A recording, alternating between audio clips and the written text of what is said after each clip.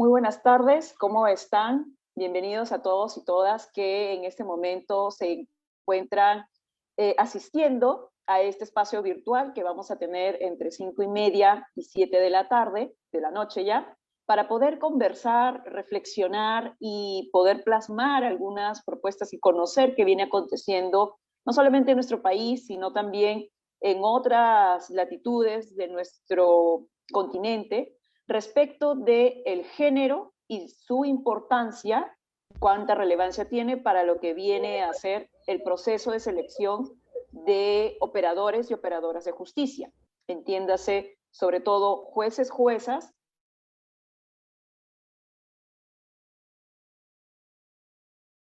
Se cortó el audio.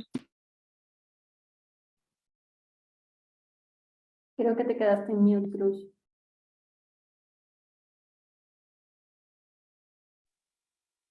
Muy buenas noches, ¿cómo están? Les saluda Cruz Silva del Instituto de Defensa Legal. El día de hoy me complace en presentar a 3 profesionales altamente calificadas y comprometidas con lo que es el género y su promoción y garantía en lo que viene a ser, sobre todo, el proceso de selección de jueces, juezas y fiscales en las magistraturas. El día de hoy vamos a conversar justamente sobre este tema porque, teniendo en cuenta el especial escenario en el que nuestro país se encuentra, en donde tenemos a una nueva institucionalidad como la Junta Nacional de Justicia, cuyo rol es seleccionar operadores y operadoras en nuestro sistema, y también teniendo ya instituciones que han venido debatiendo, reflexionando e implementando algunas medidas en relación al género y el acceso a este sistema, es que hemos invitado a estas 3 profesionales que a continuación les voy a presentar. Antes de ello, quiero compartirles un poco cuál va a ser la dinámica. Van a haber 2 preguntas motivadoras para nuestras panelistas y expertas, de las cuales a cada ronda una va a tener un tiempo de 10 minutos para poder compartir sobre la consulta realizada.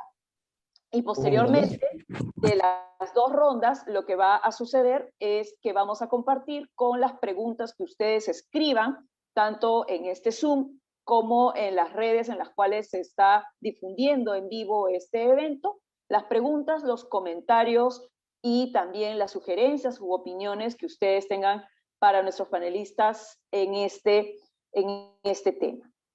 A continuación, las paso a presentar.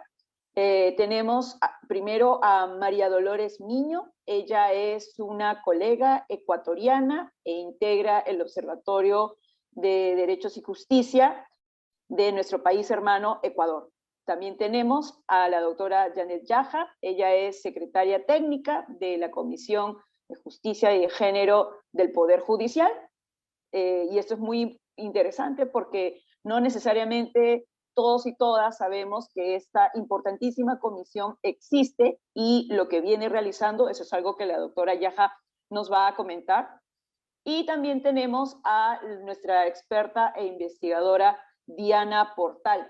Diana Portal no solamente ya es una profesional conocida en pro de la promoción de los derechos fundamentales, sino que también es investigadora del Grupo de Investigación en Derecho, Género y Sexualidad de la Pontificia Universidad Católica del Perú. A ellas les agradecemos por haberse hecho un tiempo y poder estar con nosotros y nosotras en esta oportunidad. Vayamos a la primera pregunta, y es la siguiente. ¿Cuál es la importancia? Y la propuesta es que podamos comenzar con Janet Yaja, posteriormente podamos seguir con María Dolores Miño y finalmente, pero no menos importante, con nuestra colega Diana Portal. La pregunta es la siguiente. ¿Cuál es la importancia del género o de hablar sobre el género para la construcción de la vida social en un Estado democrático de derecho? Y sobre todo, y particularmente, para estos procesos de nombramiento de operadores y operadoras del sistema de justicia. Adelante, doctora Janet Yaja, muchísimas gracias por su participación y bienvenida. Bueno, en primer lugar quiero agradecer la invitación a este ciclo de eventos virtuales, ¿no? Porque creo que además este tema, el tema de género, igualdad en el acceso a la magistratura, es un tema cada vez más vigente, por suerte también en el Perú, pero creo que sin duda a nivel regional. Estaba pensando en la pregunta, ¿no? Que es así como bastante abierta. Decía, bueno, ¿cómo decir más bien que no es importante, ¿no? O sea, Ya. pensaba yo, qué difícil es contestar al revés. Y para ser sintética con el tiempo que se nos ha asignado a cada una de nosotras,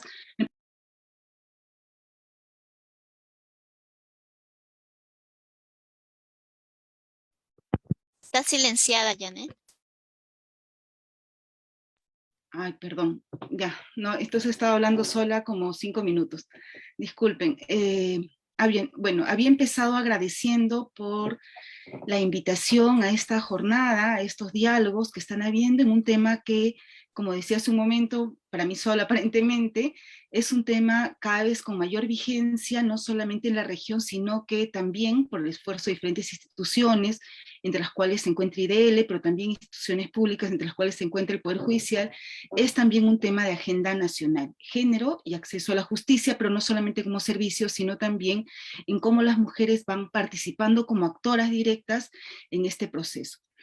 Como mencioné, bueno, digamos hace un momento pensaba en la pregunta que nos hacías, Cruz, y pensaba que era muy difícil decir que no era importante, ¿no? Y ahí solamente, claro, uno reconoce que el enfoque de género en realidad visibiliza y desnuda al patriarcado, y por lo tanto al hacerlo, ¿no es cierto?, desnuda toda una estructura social y empuja a cuestionar y deconstruir en realidad todo el orden que tenemos, ¿no? Desde las relaciones más públicas que tienen que ver con el Estado, hasta las más íntimas que tienen que ver con nuestras relaciones personales, ¿no? Entonces, en ese sentido, ¿cómo no reconocer la importancia, ¿no?, en lo que significa la estructura o la vigencia de un Estado democrático de derecho?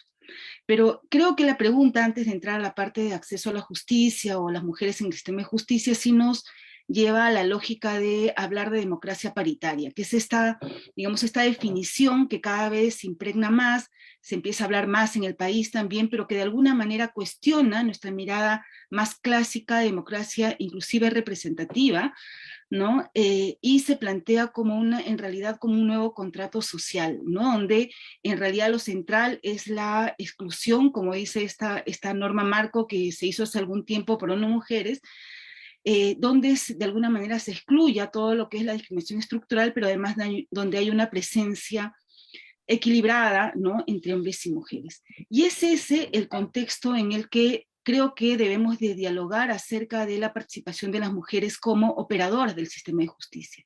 Y ya concretamente en el Perú sí habría que contextualizarlo más, o sea, no solamente pensar en el derecho a la no discriminación y las mujeres y su acceso a espacios de decisión, sino también contextualizarlo en un marco normativo que ha sido reconocido en los últimos años.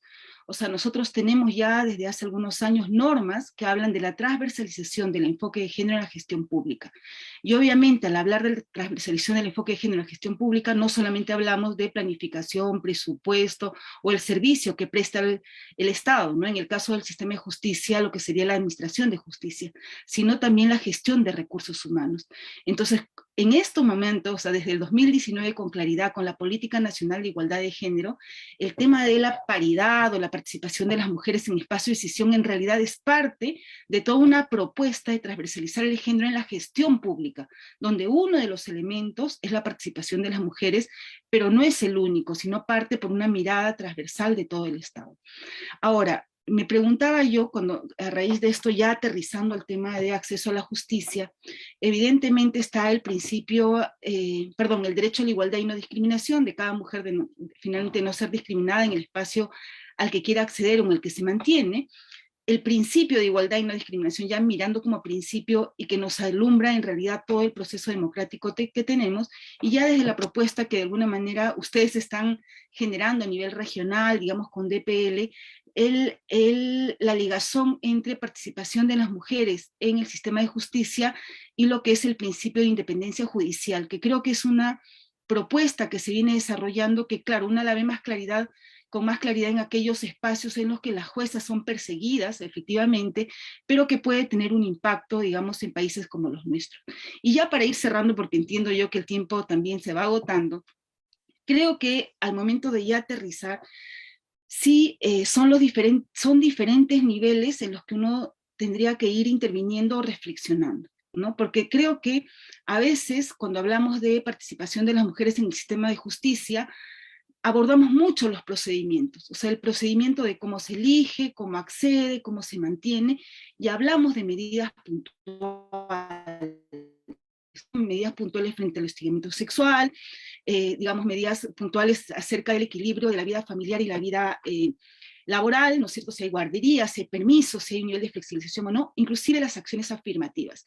Pero tengo la impresión que estas medidas puntuales que pueden haber sido mucho más desarrolladas, por ejemplo, en México, donde nos hablan ya de que hay concursos solamente para juez mujeres, o sea, para que solamente mujeres entren, porque se ve la ausencia de mujeres. Entonces, creo que México en ese sentido está como a la vanguardia de todos nuestros países y resulta sumamente interesante. No puede desligarse de procesos más estructurales, ¿no? Más estructurales a dos niveles. Uno, que es el que más conocemos y que se habla más aquí, que tiene que ver con el sistema de cuidados. O sea, claro, yo puedo dar flexibilidad, permiso, ¿no es cierto? Reconocer y revisar los procedimientos para que efectivamente no se empiecen a valorar situaciones, no sé, pues, por ejemplo, como publicaciones, ¿no? Que a los que no llegan las mujeres, pero en realidad hay un problema estructural de división sexual del trabajo que no solamente se va a resolver con que los hombres y las mujeres nos repartamos las tareas si es que no hay un Estado que de alguna manera lo solventa. Eso por un lado como más estructural. Y lo otro que de alguna manera la semana pasada en el evento, la conferencia internacional que organizó el Poder Judicial, María Adelaida Ceballos hablaba del cuestionamiento. No, ella no decía cuestionamiento, el cuestionamiento yo me cuestionaba a partir de su exposición más bien de lo que significa la meritocracia, porque repetimos, ella decía siempre paridad con meritocracia, y en realidad la meritocracia también es un concepto que tiene que definirse, llenarse, a veces queda vacío, pero además es muy contextual. Y ya para cerrar, porque me parecía a mí muy movilizador, decía, claro, porque nosotros hablamos de meritocracia, juezas, acceso a la justicia, o sea, acceso a la carrera judicial y fiscal desde parámetros bien tradicionales, ¿no?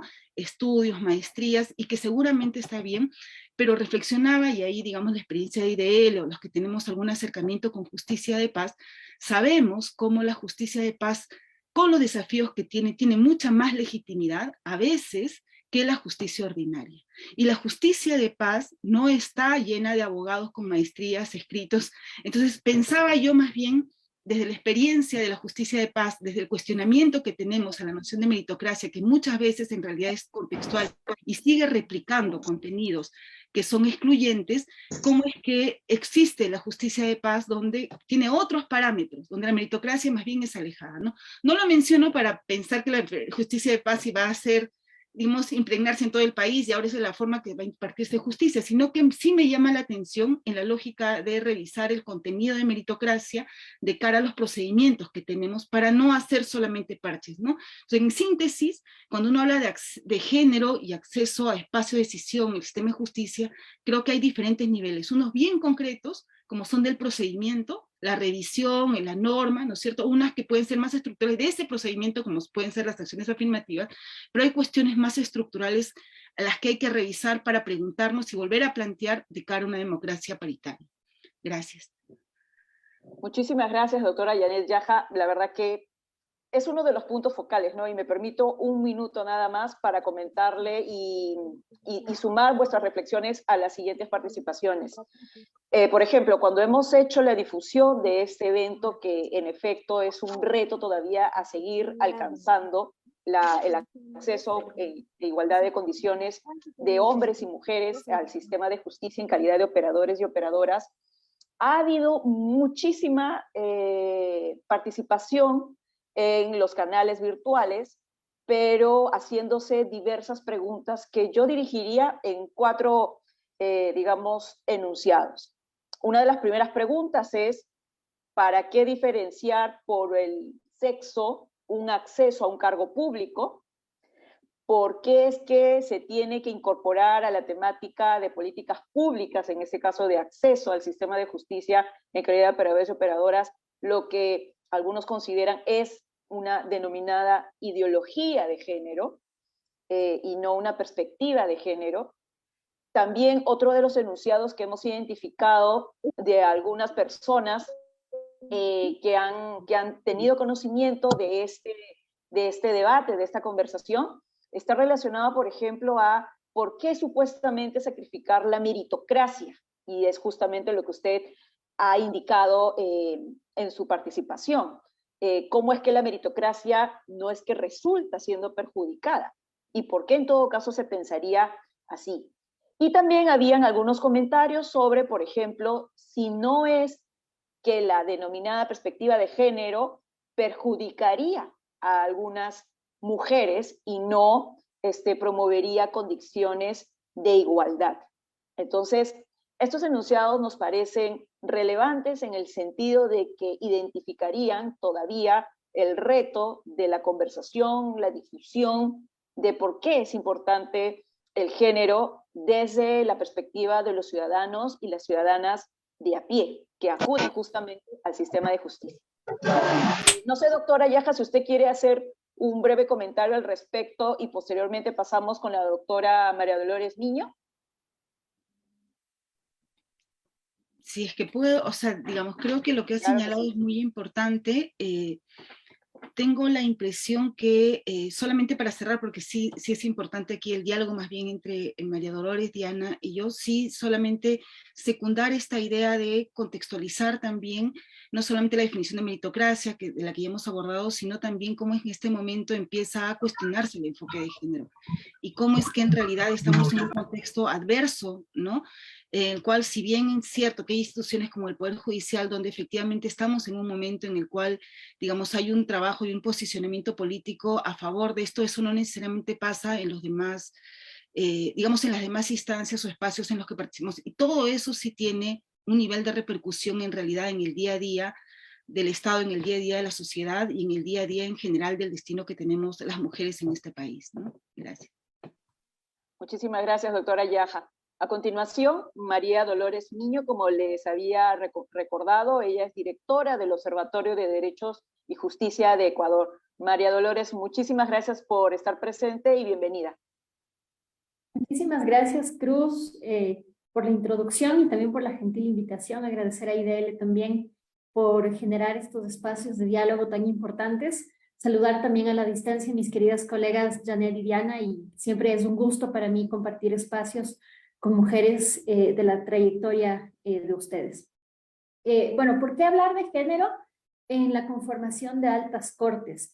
Yo creo que la primera respuesta, voy a esgrimir 4 ideas de por qué creo que esto es importante, pero la primera creo que es reconocer que la situación de discriminación estructural que durante siglos han vivido las mujeres, de alguna manera nos ha atrasado en la carrera del acceso a lo público. Es decir, nosotros empezamos la carrera, si la queremos ver como una posibilidad de acceso, empezamos décadas, siglos más tarde que los hombres, que durante todo el transcurso de la historia venían logrando acceder a cargos públicos y espacios de decisión, no solamente en la función judicial, sino en todas, y que no es sino más o menos desde la década de los 70, especialmente en Latinoamérica, cuando las mujeres empezamos a ocupar estos espacios. Entonces vamos siglos de desventaja en ocupar estos lugares, y este tiempo no solo que genera una desventaja a la hora de poder llegar a esos lugares,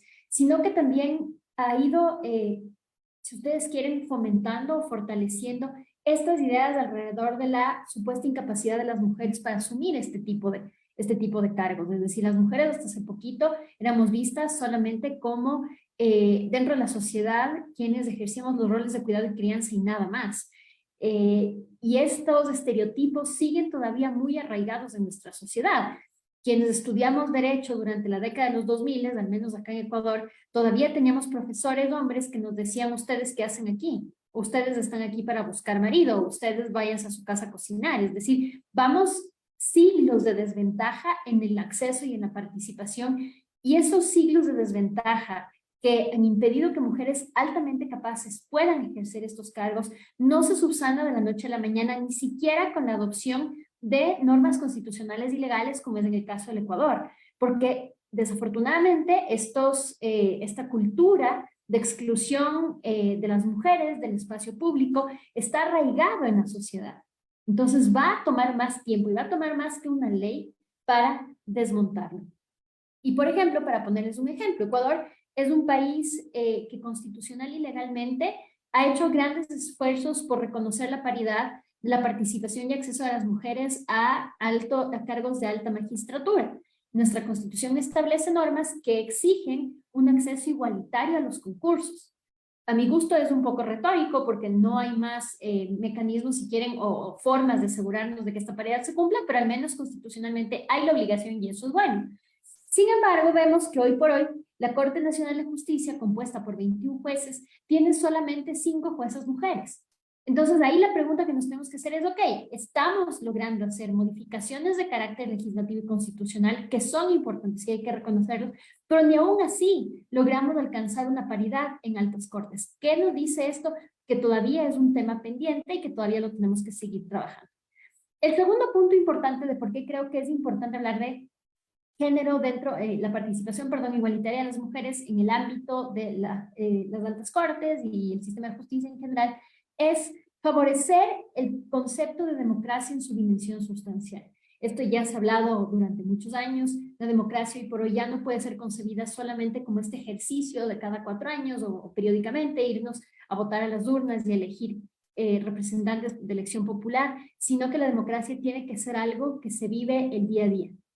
Y uno de los aspectos más importantes para identificar si de verdad en un Estado se vive una democracia sustancial, como se espera, es que se respete, como ya dijo Janet, que me antecedió en la palabra, se viva una situación de igualdad real. Y esta igualdad no puede estar solamente satisfecha porque hay normas constitucionales o normas de carácter legal que mencionen esa igualdad, sino que tiene que haber una igualdad desde su dimensión positiva, es decir, el Estado como garante de este derecho a la igualdad, tiene que tomar todas las acciones que en realidad permitan a grupos tradicionalmente excluidos ejercer derechos que antes no podían hacerlo. Y esto sería las mujeres como grupo tradicionalmente excluido en el acceso a sus derechos de participación política.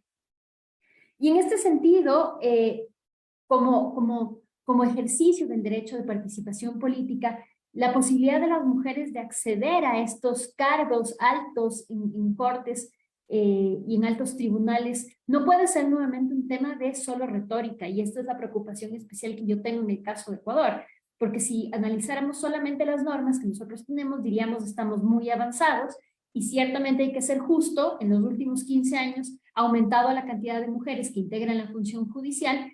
Todavía, creo yo, no se ha pensado en la función judicial como un espacio donde las mujeres puedan trabajar sin tener que olvidar otros aspectos importantes de su vida personal y familiar. ¿Qué quiero decir con esto? Que si bien se reconoce en papel la posibilidad de las mujeres de acceder a cargos de jueces o de alta magistratura, la realidad es que esas cortes no se han adaptado a convertirse en sitios donde las mujeres en realidad puedan estar. Si tú en papeles o en la norma tú pones que las mujeres pueden acceder y efectivamente tú puedes aplicar, pero luego resulta que los horarios son tan extenuantes que no puedes ver a tus hijos, si resulta que luego tienes que trabajar los fines de semana, que tienes que descuidar a tu familia, y yo no estoy de acuerdo con que las mujeres en Latinoamérica sumamos todavía mayormente, digamos, todos los roles de cuidado y crianza, pero esta es la realidad en Latinoamérica.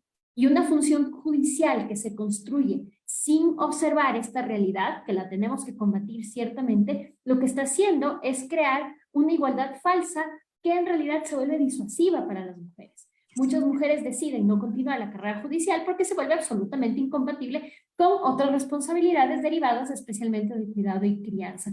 Y ¿por qué tenemos que hablar de género en la función judicial? Porque en realidad la función judicial, más allá que de ciertas disposiciones legales, creo yo que no ha logrado adaptarse institucionalmente a que las mujeres, en todos los aspectos diversos que nos componen y que integran nuestra vida, podamos ejercer esa magistratura sin comprometer y sin sacrificar otros aspectos que no son igualmente importantes. Y el tercer punto que quiero abordar es el tema de el rol del juez como un ente fundamental a la hora de promover y garantizar valores importantes de la democracia. ¿Qué quiero decir con esto? Si bien los jueces no son funcionarios electos de modo popular o a través de votación, ciertamente los operadores de justicia juegan un rol clave a la hora de respetar y garantizar valores que son fundamentales en la democracia. Especialmente los organismos internacionales, por ejemplo, reconocen el rol de los jueces como garantes y como guardianes de los derechos constitucional y convencionalmente protegidos.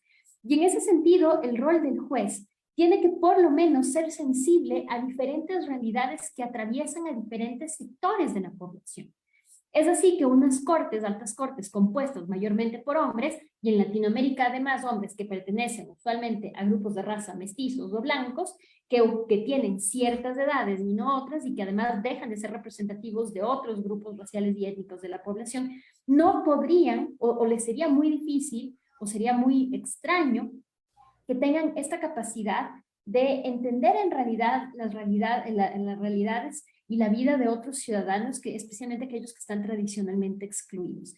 Si bien no es una garantía de que la presencia de las mujeres en altas cortes va a traer esta mayor sensibilidad con respecto a grupos tradicionalmente excluidos y las propias mujeres, es cierto que es más fácil entender las realidades desde los zapatos de quienes la viven. Y en este sentido, si queremos una justicia con perspectiva de género, posiblemente sería más fácil lograrla con personas que vivan lo que es ser mujer en nuestros países de Latinoamérica. Y esto obviamente está sujeto a discusión y lo hemos discutido en el grupo de mujeres que trabajamos en temas de justicia, en el que estamos con Cruz. Siempre conversamos sobre si la presencia sola de mujeres garantiza que cortes, por ejemplo, decidan con enfoque de género. Y hemos visto casos en la región donde evidentemente esto no ocurre. El caso de la decisión de abril de 2021 en Ecuador con respecto al aborto en la Corte Constitucional evidenció que las detractoras, las juezas que dieron su voto salvado, eran juezas mujeres, y lo mismo ocurrió en el caso de Colombia en la decisión también de la despenalización del aborto. Las magistradas mujeres fueron las que se opusieron. Entonces, en principio esto no es una garantía de que las agendas de los grupos feministas van a ser escuchados, pero yo creo que sí, el hecho de que haya una mujer, y hablemos también de mujeres que pertenezcan a diferentes etnias y nacionalidades, y personas que pertenezcan a otras etnias y nacionalidades, sí les da una diversidad de enfoque que no se tendría si solo tenemos una composición uniforme de la corte por hombres de la misma, pertenecientes a los mismos grupos sociales, económicos, étnicos, etc. Entonces, creo que una forma de asegurar que estos valores democráticos, que esta representatividad se logren a través de las decisiones del Poder Judicial, es logrando esta diversidad que ciertamente en este caso nos corresponde hablar de la presencia de mujeres en las altas cortes, pero cuando hablo de diversidad, ciertamente también pensar en que las cortes deben tener una composición suficientemente variada que incluya a otros grupos excluidos, como personas LGBTI, personas afro, personas indígenas, personas viviendo con discapacidades, etc. Y creo que hasta acá mi primera intervención. Muchísimas gracias, María Dolores Miño. Sin duda, esto va sumando conceptos y dinámicas a la reflexión inicial comenzada por la doctora Janet Yaja sobre por qué es importante hablar de género en nuestros países, en nuestra sociedad, y cómo es que esto, sobre todo, es necesario cuando hablamos de administración de justicia. Antes de dar pase a la doctora Diana Portal, quiero agradecer además a los portales de La Mula y útero.pe que están transmitiendo junto con el Instituto de Defensa Legal este evento en vivo. A continuación, vamos a escuchar la participación, siempre también en relación a la pregunta, ¿cuál es la importancia del género para la construcción de la vida social en un Estado democrático de derecho y sobre todo cuando se habla del nombramiento de operadores y operadoras del sistema de justicia? Diana Portal, como les había comentado, es investigadora del Grupo de Investigación en Derecho, Género y Sexualidad de la Pontificia Universidad Católica del Perú. Muchas gracias, Diana, por tu asistencia y bienvenida. Muchas gracias, Cruz, también por la invitación y un saludo cordial a Janet Yaja y a María Dolores también por compartir este espacio tan importante de reflexión que nos convoca. Sin duda, la pregunta creo que es muy, muy importante y complementando además con lo que ya han señalado mis colegas, el enfoque de género creo que de una manera sencilla podemos usar esta analogía de ponernos estos lentes de género que nos permiten ver Esto que decía tanto María Dolores como Janet, en los contextos de discriminación estructural e histórica que afectan a las mujeres. Esta división binaria, de esta construcción social de lo que se espera, estas prescripciones, estas normas sociales que construyen modelos de feminidad y de masculinidad asociados justamente a los roles basados en el sexo, ¿no? Lo productivo y lo reproductivo.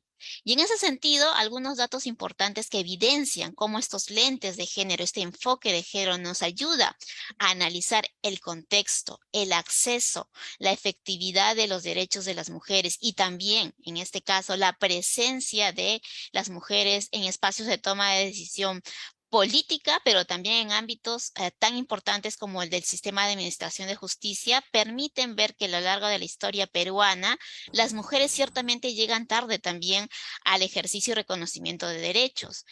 Tuvieron que pasar alrededor de 132 años para que las mujeres tuvieran derecho al voto. Este aspecto tan básico cuando hablamos de democracia, ¿no? Poder elegir a nuestros representantes y ser elegidas. Y otro dato importante que me gustaría compartir es el derecho a la educación. Además de esta demora en el reconocimiento formal de ciudadanía de las mujeres, varias de las luchas de los movimientos feministas, de los movimientos de mujeres, tuvieron que ver con el acceso a educación. Este ingreso de las mujeres a la formación en el nivel superior universitario también es a partir de las décadas 60, 70 en nuestro país. Entonces, por ejemplo, cuando hablábamos de la meritocracia que señalaba Janet al inicio, estos estándares académicos también tendrían que tener un referente de el acceso a las mujeres o los ámbitos educativos.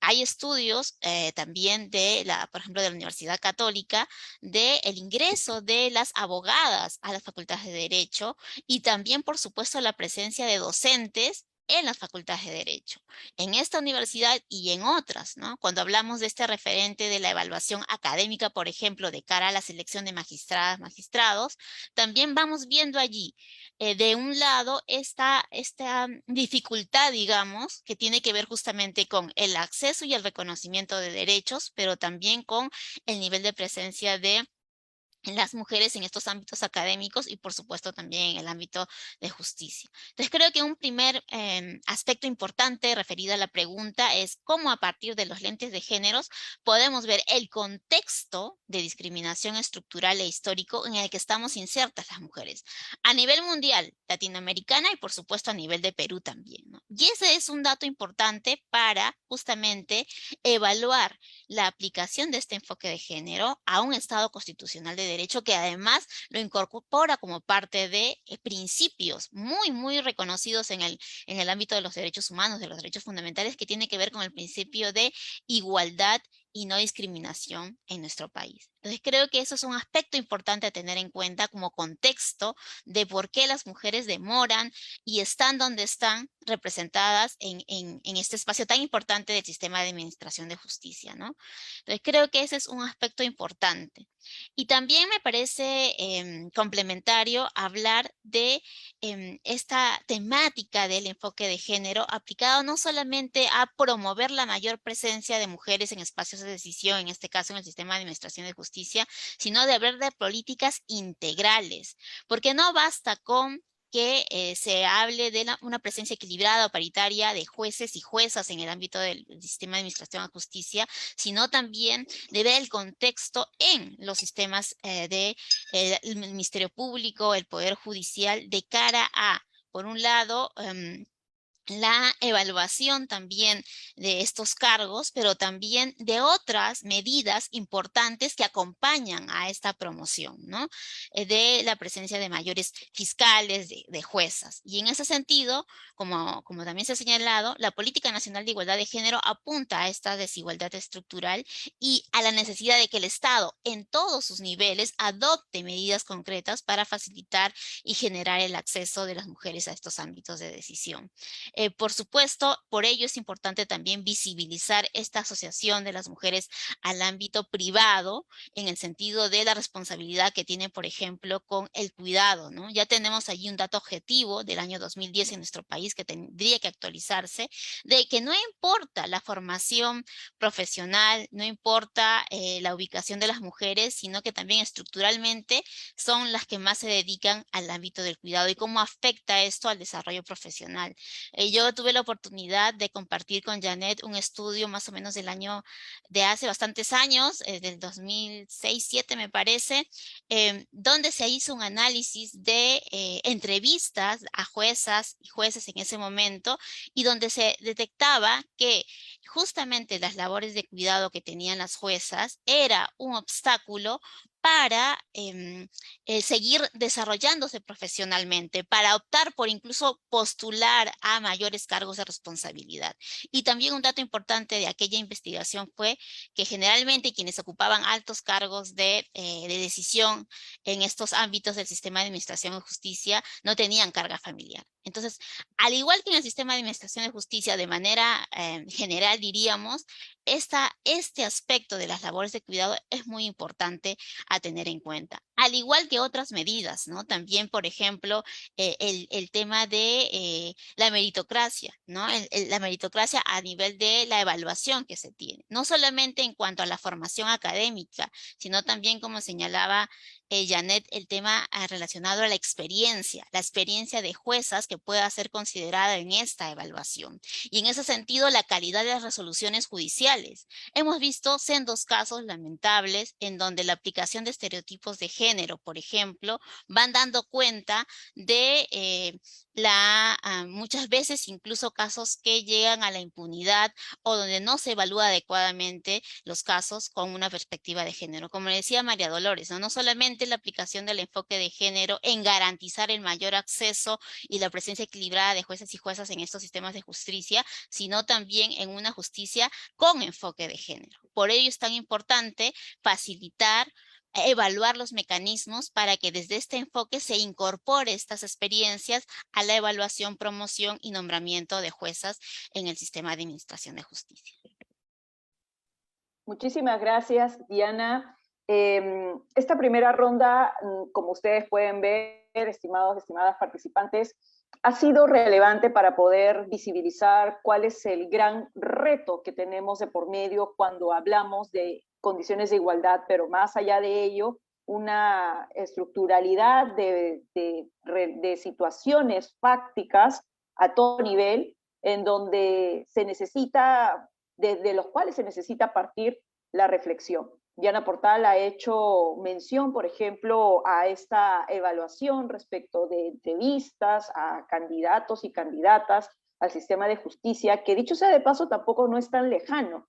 El año pasado se hizo público en un portal jurídico una entrevista que un presidente de una corte superior del sur, de Arequipa, había realizado en tanto que buscaba personal administrativo del despacho fiscal, ¿no? Entonces, en estos casos, ¿qué procede? ¿Cuáles son las alternativas? La educación, la fiscalización, la sanción, ese también es otro campo, en efecto, de reflexión. Y en ese sentido va a ser relevante para que podamos conocer con mucho más detalle aún qué es lo que el tema del género en el acceso a la justicia, a la carrera pública de la magistratura significa. En esta segunda ronda lo que vamos a tener es mayor conversación y conocimiento desde el propio trabajo particular de cada una de nuestras expertas invitadas. Como ya le habíamos comentado, María Dolores Niño, por ejemplo, es una experta que identifica, investiga, evalúa, propone respecto de lo que acontece en la magistratura del hermano país de Ecuador. Eso va a ser muy interesante poder conocer qué es lo que ha pasado allá, qué cosas podrían servirnos, ya sea como alerta o como propuesta, para que aquí lo podamos tomar. La doctora Janet Yaja, por ejemplo, como los había mencionado, ella es secretaria técnica de la Comisión de Justicia de Género del Poder Judicial. En ese sentido va a ser interesante que podamos saber cómo se crea esta comisión, cómo se llegó a tener un espacio tan relevante en la Administración de Justicia, qué es lo que ha encontrado durante su trabajo y sobre todo cuáles han sido los retos para llevar adelante esta función. Y Diana Portal, como les había comentado, investigadora del Grupo de Investigación en Derecho de Género y Sexualidad de la PUC, nos va a comentar sobre la investigación que ella ha llevado a cabo y los supuestos concretos de retos del acceso a las mujeres en diversos ámbitos que, dicho sea de paso, llegan a ser evaluados en los procesos de selección para la magistratura. En ese entonces vamos a variar el orden de la participación, no sin antes, por supuesto, agradecer a Hans Seidel Stiftung, que es la institución que nos acompaña en estas reflexiones desde hace ya bastantes años. Y vamos a comenzar de repente con Diana, contigo, para que nos puedas comentar esta investigación tan interesante tuya, que dicho sea de paso, tuve la alegría de conocer, existe y que nos sigue aportando a nuestras reflexiones. Sí, Cruz, no sé si es posible compartir un PPT que creo que ayuda a visualizar estos hallazgos de la investigación, si me permites. Muy rápido, sí, por voy a favor. ser muy cuidadosa con el tiempo porque sé que no es muy... Ahí está.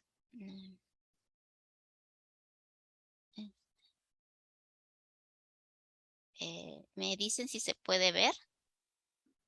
Listo, sí se puede ver. Ya, excelente. Muy bien, entonces nosotros hicimos un estudio encargado por el CICAG, que además hay que señalarlo, fue remitido a la Junta Nacional de Justicia. Hemos recibido el agradecimiento y la felicitación por la Junta Nacional de Justicia, que tenemos entendido está tomando algunas medidas de cara a estos resultados y por supuesto también a la importante iniciativa de la Comisión de Justicia de Género del Poder Judicial, que han habido además después de estos hallazgos medidas importantes que seguramente Janet nos comentará. Entonces, nuestro pedido de información, tanto al Ministerio Público como al Poder Judicial, fue entre los años 2010 y 2020. Hemos analizado 10 años de la ubicación y presencia de las mujeres en ambos sistemas. Como ustedes pueden ver, de manera general, teníamos en promedio 42% de juezas en el Poder Judicial. Un dato importante era la ubicación. Durante estos 10 años podemos ver que digamos, el porcentaje de mujeres era menor, bastante menor que sus pares varones, ¿no? Juezas supremas 28%, superiores 30%, especializadas 41% y juezas de paz letrados sí, había una paridad. En el ámbito del Ministerio Público, durante estos 10 años, alrededor del 51%. Entonces, el problema no es tanto la cantidad de mujeres en los sistemas de justicia, sino la ubicación. Y de la misma forma, en la Fiscalía podemos ver que hay un porcentaje menor en las fiscalías supremas titulares, aumenta si hablamos de fiscalías adjuntas supremas, pero va siendo siempre menor que sus pares varones en cuanto a porcentaje, ¿no? En las fiscalías adjuntas sí, pero en las fiscalías supremas, superiores y provinciales es siempre menor el porcentaje. También de cara al Poder Judicial, en el Consejo Ejecutivo hemos identificado también menor presencia de mujeres. En la Corte Suprema de Justicia hasta el año 2020 también era menor la presencia de mujeres frente a los pares varones. En las Cortes Superiores de Justicia también, ¿no? Entre el 27 y 33% en esos 10 años. Y en las presidencias, hasta el año 2020, también el porcentaje era muchísimo menor, ¿no? No pasaba el 20% hasta esa época. Otra data importante que identificamos durante estos 10 años de análisis de datos es que las mujeres suelen ubicarse en juzgados especializados de familia, como pueden ver en las diapositivas, frente a sus pares varones que generalmente están mayormente ubicados en los juzgados especializados en lo penal, ¿no? Entonces, eso también va dando cuenta de la asociación de lo público y privado de cara a la ubicación de las juezas. Y en cuanto a juzgados de paz, sí es un poco más equilibrado la participación de mujeres. En cuanto a los avances y retos frente a la paridad que hemos señalado, bueno, como ya hemos compartido al inicio, se trata de un marco jurídico internacional donde hay tratados que señalan este tipo de medidas para una democracia paritaria. Además, decir que esta problemática no solamente afecta a nuestro país, ya nos contarán la experiencia de Ecuador, pero también es una problemática que afecta a organismos internacionales como la ONU y la OEA, donde se ha visto que durante muchísimo tiempo tiempo la presencia de mujeres en cargos de dirección han sido menor. Ahí pueden ver en la diapositiva, en la ONU, por ejemplo, había equipos que no tenían presencia de mujeres 29%, o en la OEA, que desde su creación se tuvo al año 2020 39 jueces, de los cuales 5 habían sido mujeres. En la Corte Interamericana de Derechos Humanos, de 7 solo 1 era presidenta de la Corte Interamericana, y en la Comisión Interamericana de 7, 5 eran mujeres en ese momento. Actualmente está presidido por la peruana, destacada peruana Yulisa Mantilla, ¿no? Pero justamente por estos diagnósticos, por ejemplo, tanto en ONU, se tuvo documentos especializados que recomendaban la paridad con la adopción de medidas concretas para equilibrar esta presencia de mujeres. Y en marzo del año 2020 se da una resolución a nivel de la OEA también en ese sentido. Entonces, la paridad viene a ser una medida importante de representación equilibrada, justa de las mujeres, que además va acompañado de un marco constitucional, normativo, legal interno de nuestro país. ¿Qué hemos identificado en los sistemas de elección y ascenso en nuestro sistema de justicia? Es que, como bien decía Janet, hay un fuerte sentido de criterio meritocrático que está de acuerdo a procedimientos específicos. Se dan etapas en nuestro país, como el examen escrito, la evaluación del currículum y la entrevista personal. Sin embargo, del análisis que hicimos nosotros en los distintos evaluaciones, incluso desde el año 2008, vimos que ha habido alguna mejora en cuanto a los criterios de evaluación, haciéndolo mucho más rigurosos, por ejemplo, en lo académico, revistas indexadas y entre otros, pero que se sigue dejando de lado estos, digamos, obstáculos desde el enfoque de género para el acceso a la promoción y presencia de mujeres en estos espacios. Hemos por eso señalado que la meritocracia no está exenta de medidas de paridad, y por eso destacamos estas experiencias también que tengan las juezas fiscales que desean ser promocionadas o ubicadas en estos espacios de poder. Y en este sentido, datos importantes que les señalaba al inicio, en lo académico, por ejemplo, ¿no? Que va restando estas posibilidades si el criterio meritocrático solo es lo académico, ¿no? Menores mujeres con títulos en maestrías, menores mujeres también docentes, que son criterios para acceder a estos aspectos de de meritocracia. Y finalmente, un aspecto importante que identificamos en ese momento de legislación comparada, de experiencias comparadas de otros países, es que, como les decía, no solamente es necesario evaluar los criterios de elección en nuestro país y de selección de magistrados, magistradas fiscales, sino también de tener y contar con medidas complementarias para que esta problemática no solo sea de una presencia, sino también que se vea la problemática en su conjunto. Es decir, por ejemplo, medidas que tengan que ver con la igualdad de género en los propios sistemas de administración de justicia, un sistema de nombramiento con medidas específicas para promover la participación de mayores mujeres, reduciendo, por ejemplo, la segregación ocupacional en determinados ámbitos, ¿no? Veíamos el penal, por ejemplo, u otros. También la transversalización del enfoque de género en el proceso judicial, ¿no? Como se decía, también ya tenemos medidas nacionales en ese sentido importantes para promover esta transversalización del enfoque de género. Lo que además supone que haya medidas específicas de comisiones, de entidades que se encarguen de la transversalización de esos enfoques, que en nuestro país, por ejemplo, a nivel del Poder Judicial, está la Comisión de Justicia de Género, el lenguaje inclusivo, que también es una medida importante, ¿no? Este sistema de administración de justicia con un lenguaje inclusivo, y medidas para conciliar la vida profesional y el trabajo de cuidado, así como un marco claro y específico que evalúe, sancione, prevenga situaciones de hostigamiento sexual laboral y otras formas de violencia que también puedan darse al interior de los sistemas de administración de justicia. Entonces, no es solo una medida, son muchas medidas articuladas que van a permitir la evaluación y la promoción, pero además esta mayor presencia desde una manera articulada, con una visión que tenga el contexto y medidas complementarias que permitan justamente un sistema de administración de justicia con mayor presencia de mujeres en estos ámbitos de decisión de justicia, pero también una justicia con enfoque de género en las resoluciones que se vienen dando, ¿no? Eso ha sido de manera general, Cruz, un poco los hallazgos que hemos hecho y que evidencian en estos 10 años de análisis justamente la necesidad de aplicar la paridad en los sistemas de administración de justicia de nuestro país. Muchísimas gracias, Diana. Justamente esta este tipo de información nos ayuda a identificar el enorme reto para poder escudriñar etapa por etapa, detalle por detalle, perspectiva por perspectiva sobre el proceso de selección. Las reglas de un proceso de selección tendrían que mirar, informarse y reflexionar sobre estos supuestos de hecho concretos y existentes, ¿no?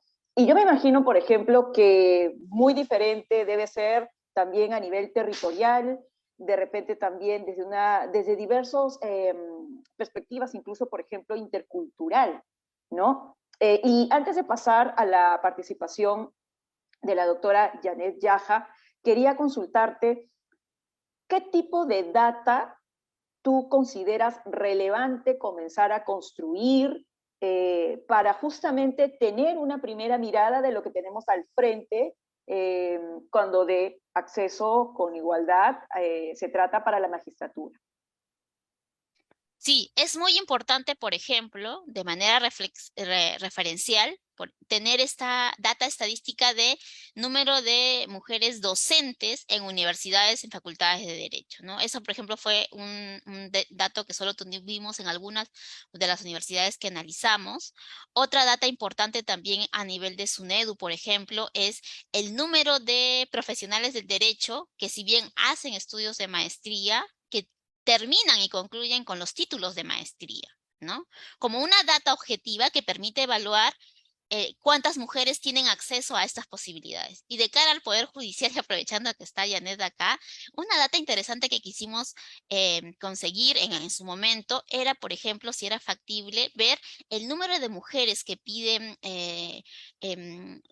digamos, si hay un registro en el sistema del Poder Judicial de permisos, licencias por motivos de cuidados, para ver también quiénes son las personas, en este caso podrían ser las magistradas, que más hacen uso de este sistema de licencias o permisos que pudiera darse en este sistema, y que también sería un dato objetivo de cara al interno del Poder Judicial, del Ministerio Público también, por supuesto, para ver quiénes tienen justamente con este dato objetivo mayor ocupación de esto que es tan importante y además tan desigual, ¿no? Con respecto a los cuidados en nuestro país.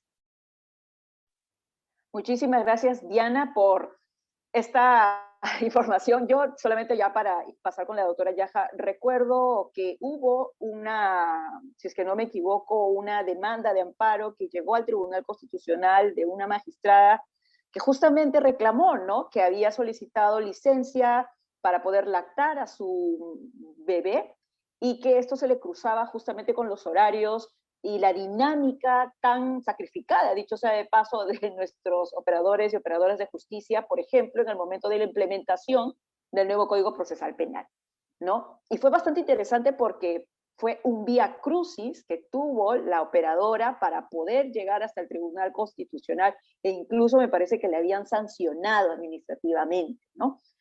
No sé si quieres hacer algún comentario sobre este caso, antes que pasemos a la doctora Yaja. Sí, muy puntual, sin duda, ¿no?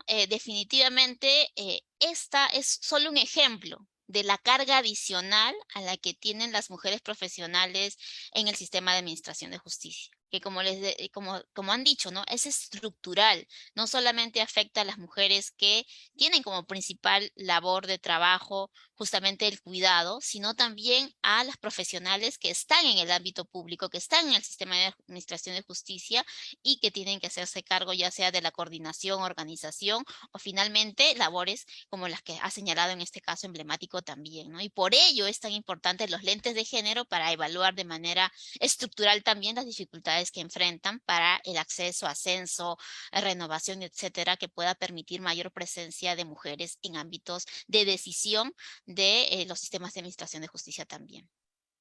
Muchísimas gracias, Diana, por todas estas reflexiones que nos estás alcanzando. A continuación, la pregunta para el inicio de su comentario en esta segunda ronda dirigida a la doctora Janet Yaja es la siguiente.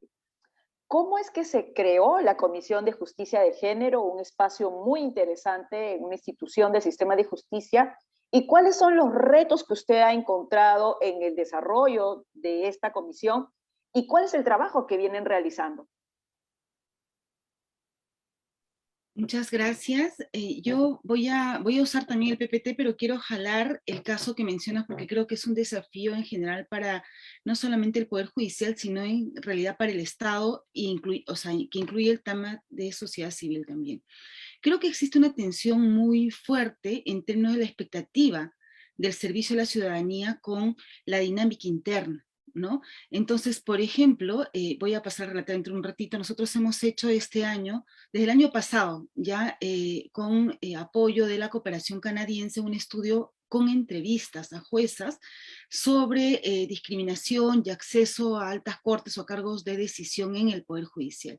Y sí es bien importante cómo es que hay una tensión permanente entre, digamos, la dinámica de la división sexual del trabajo, la recarga en las mujeres, pero además la expectativa social de un sistema de justicia 24/7, ¿ya? Y esa es una tensión que tenemos que vivir, digamos, porque justo, y has colocado el caso de la jueza que llega al Tribunal Constitucional, donde evidentemente lo que reclama es que se le está colocando audiencias 8, 9 de la noche, y esas audiencias tienen que hacerse si no se quiebra el proceso penal.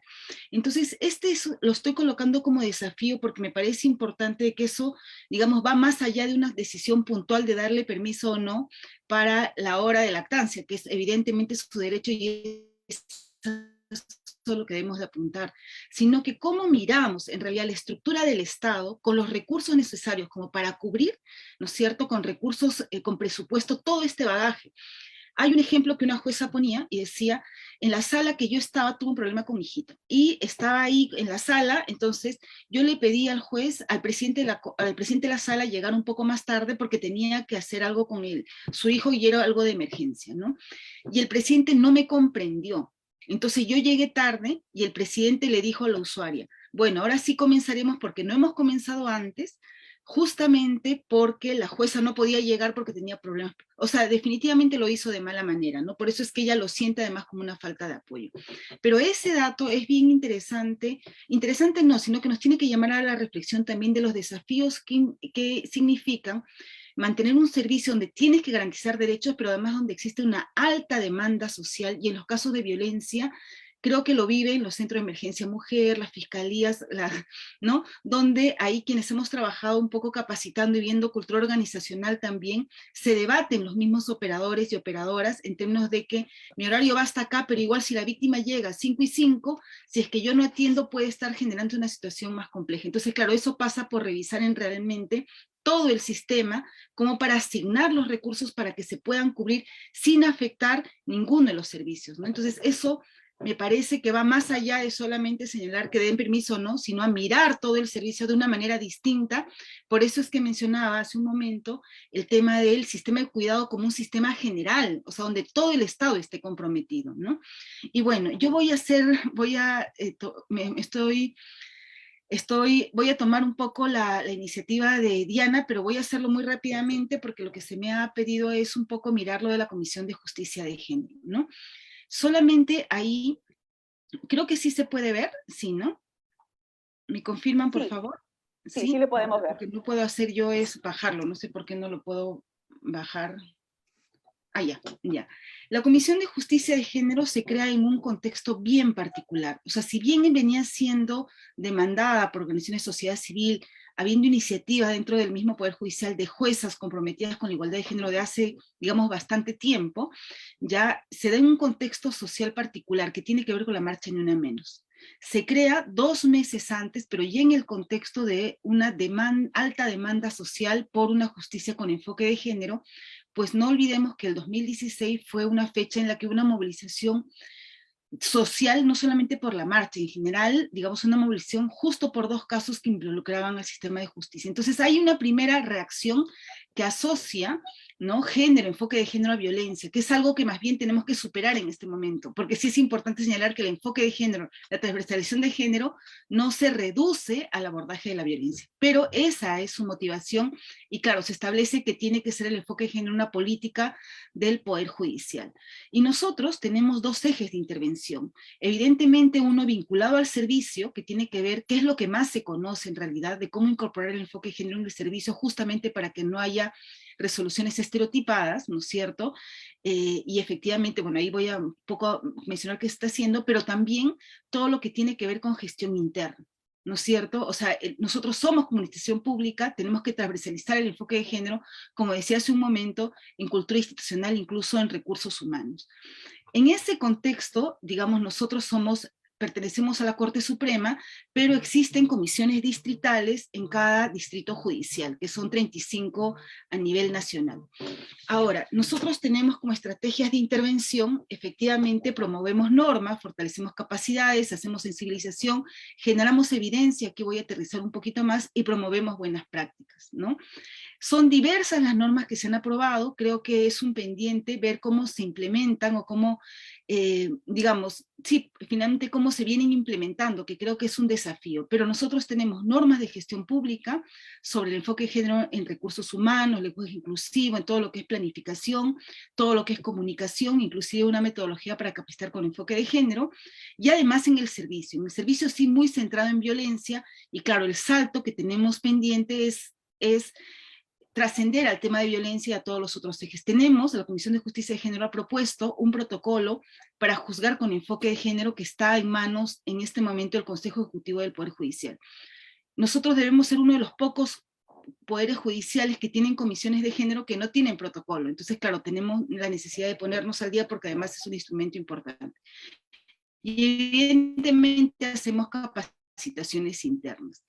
Tanto, bueno, ahora ya son presenciales, pero virtuales, ¿no? Inclusive autoaplicativos, porque nos hemos dado cuenta de que no hay tiempo necesariamente en el personal judicial, y a eso no voy a... Entonces hay que generar estrategias novedosas también. Y evidentemente hacemos sensibilización e información. Quería centrarme un poco acá, que creo que es el momento en el que estamos acerca de la participación de las mujeres.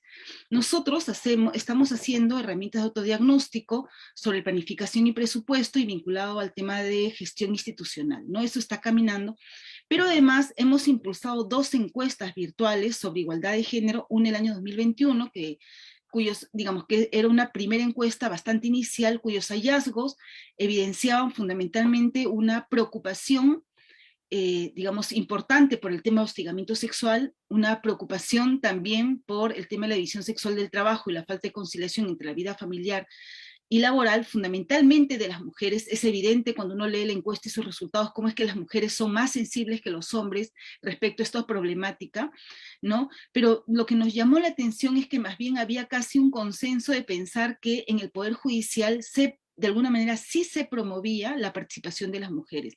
Creo que tiene que ver fundamentalmente con la gestión actual de la doctora Elvia y lo simbólico que puede ser tener una presidenta mujer que ha adoptado medidas concretas para que participen las mujeres. Y hay un documento que esperamos publicar ahora entre noviembre y diciembre que tiene que ver, justamente, decía que los insumos fueron hechos con apoyo de la cooperación canadiense, la embajada, ¿no? Que tiene que ver con efectivamente números, cifras, ¿no es cierto?, pero también el recojo de entrevistas, ¿no?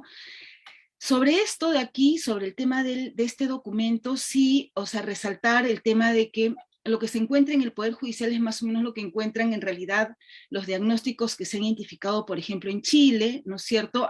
Un poco reafirma los primeros hallazgos que encontramos hace como 12 años junto con Diana, cuando éramos parte de una institución que se llama DEMUS, ¿no? Que fue el primer estudio acerca de mujeres y acceso al sistema de justicia como juezas, ¿ya? Y una preocupación evidente con los temas que antes he mencionado. Ahí algo que resalta, además de los estereotipos, eso se resalta fundamentalmente, no tanto en la encuesta, eso no sale en la encuesta, sale más bien en los testimonios, el tema de burlas o decir a las personas, pero tú sabes trabajar con una mujer, ¿no?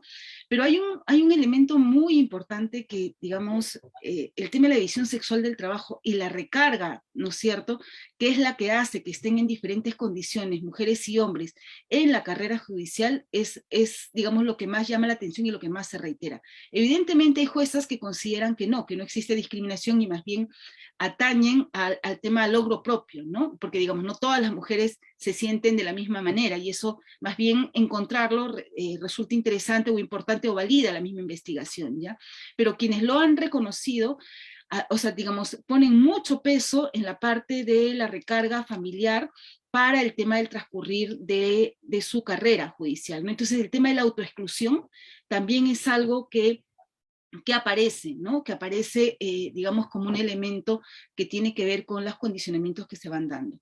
Ahora, sí me parece importante señalar esto de aquí, que es una comparación y que lo mencionaba de cara al tema de lo de las encuestas en el Perú. Y bueno, todos sabemos, pero igual lo voy a señalar, digamos, existen dos mecanismos para ingresar o ascender, digamos, llamémoslo ascender, o ser elegida como jueza o juez supremo.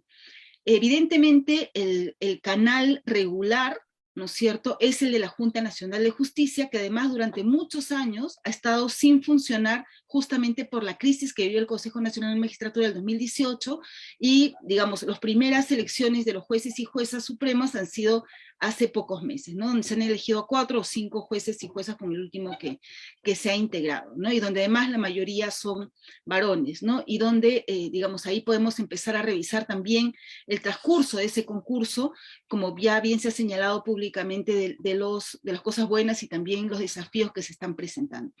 Creo que ahí un primer elemento, en todo caso, para compartir, está en lo que Diana había mencionado, el diagnóstico que fue referido a la Junta Nacional de Justicia.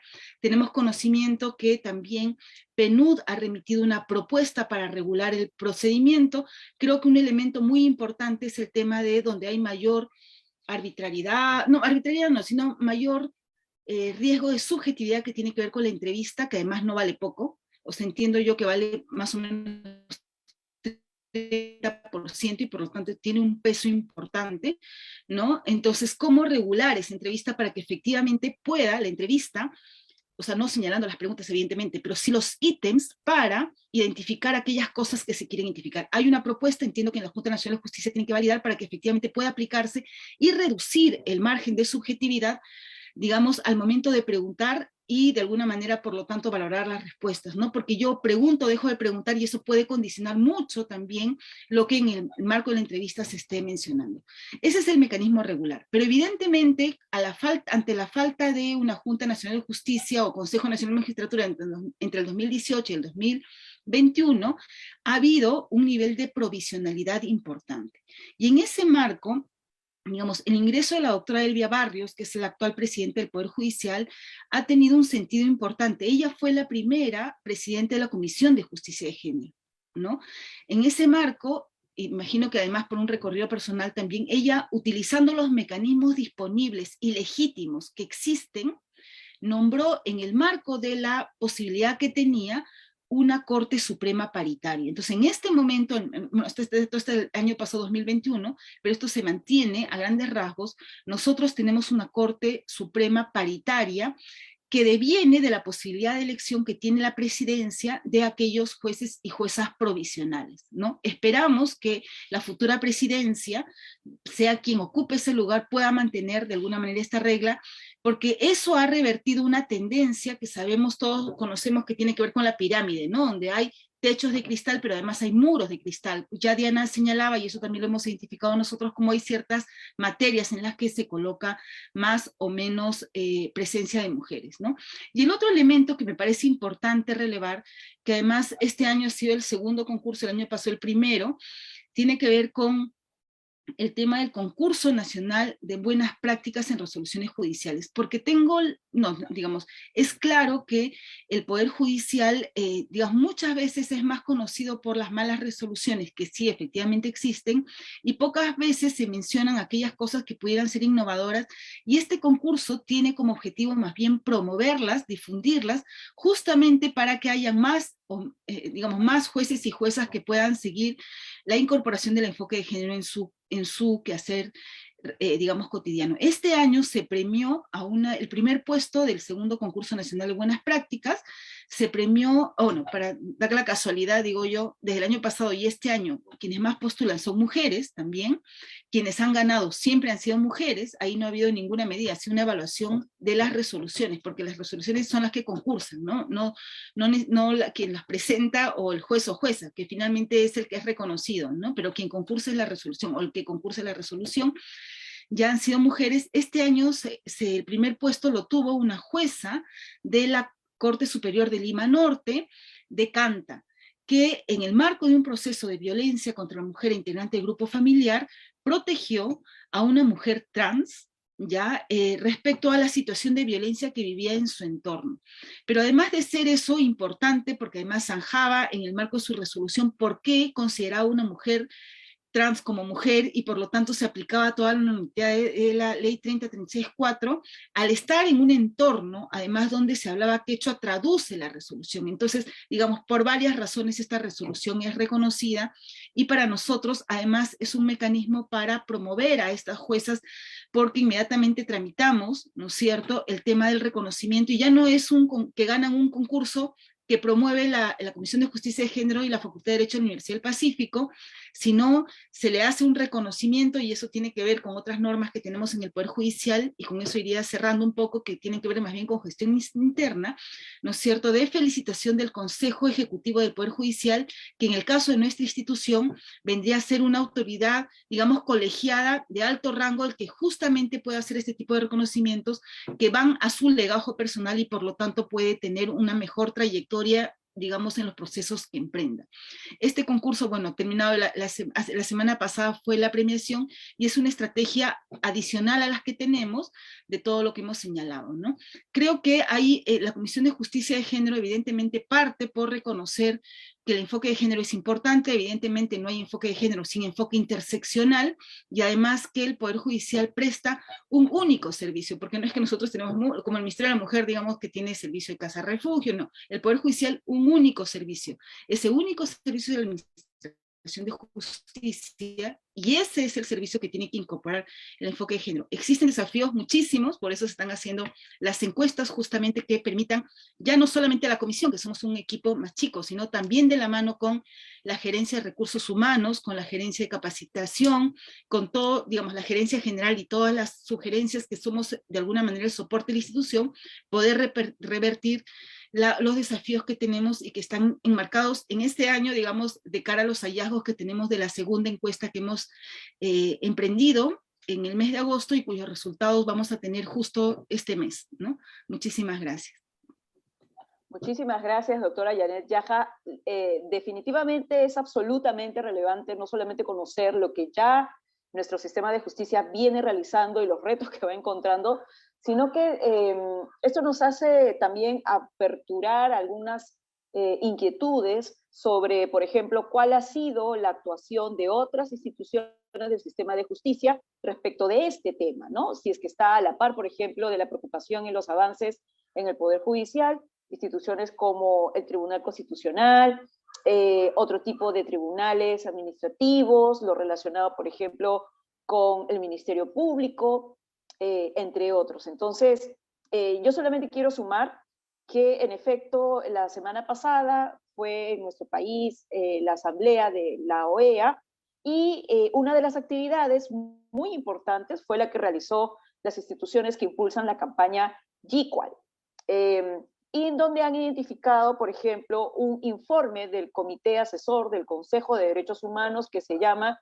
Nivel Actual de Representación de la Mujer en los Órganos y Mecanismos de Derechos Humanos, garantizar el equilibrio de género. Esto no solamente se vincula con lo que señalaba Diana Portal, que es también un reto en instancias supranacionales, sino que también está relacionado nuevamente con la reflexión con la que inició la doctora Yaja, relacionada a la importancia de la perspectiva de género y de ver esta reflexión y actuación de una forma integral en todos los aspectos, ¿no?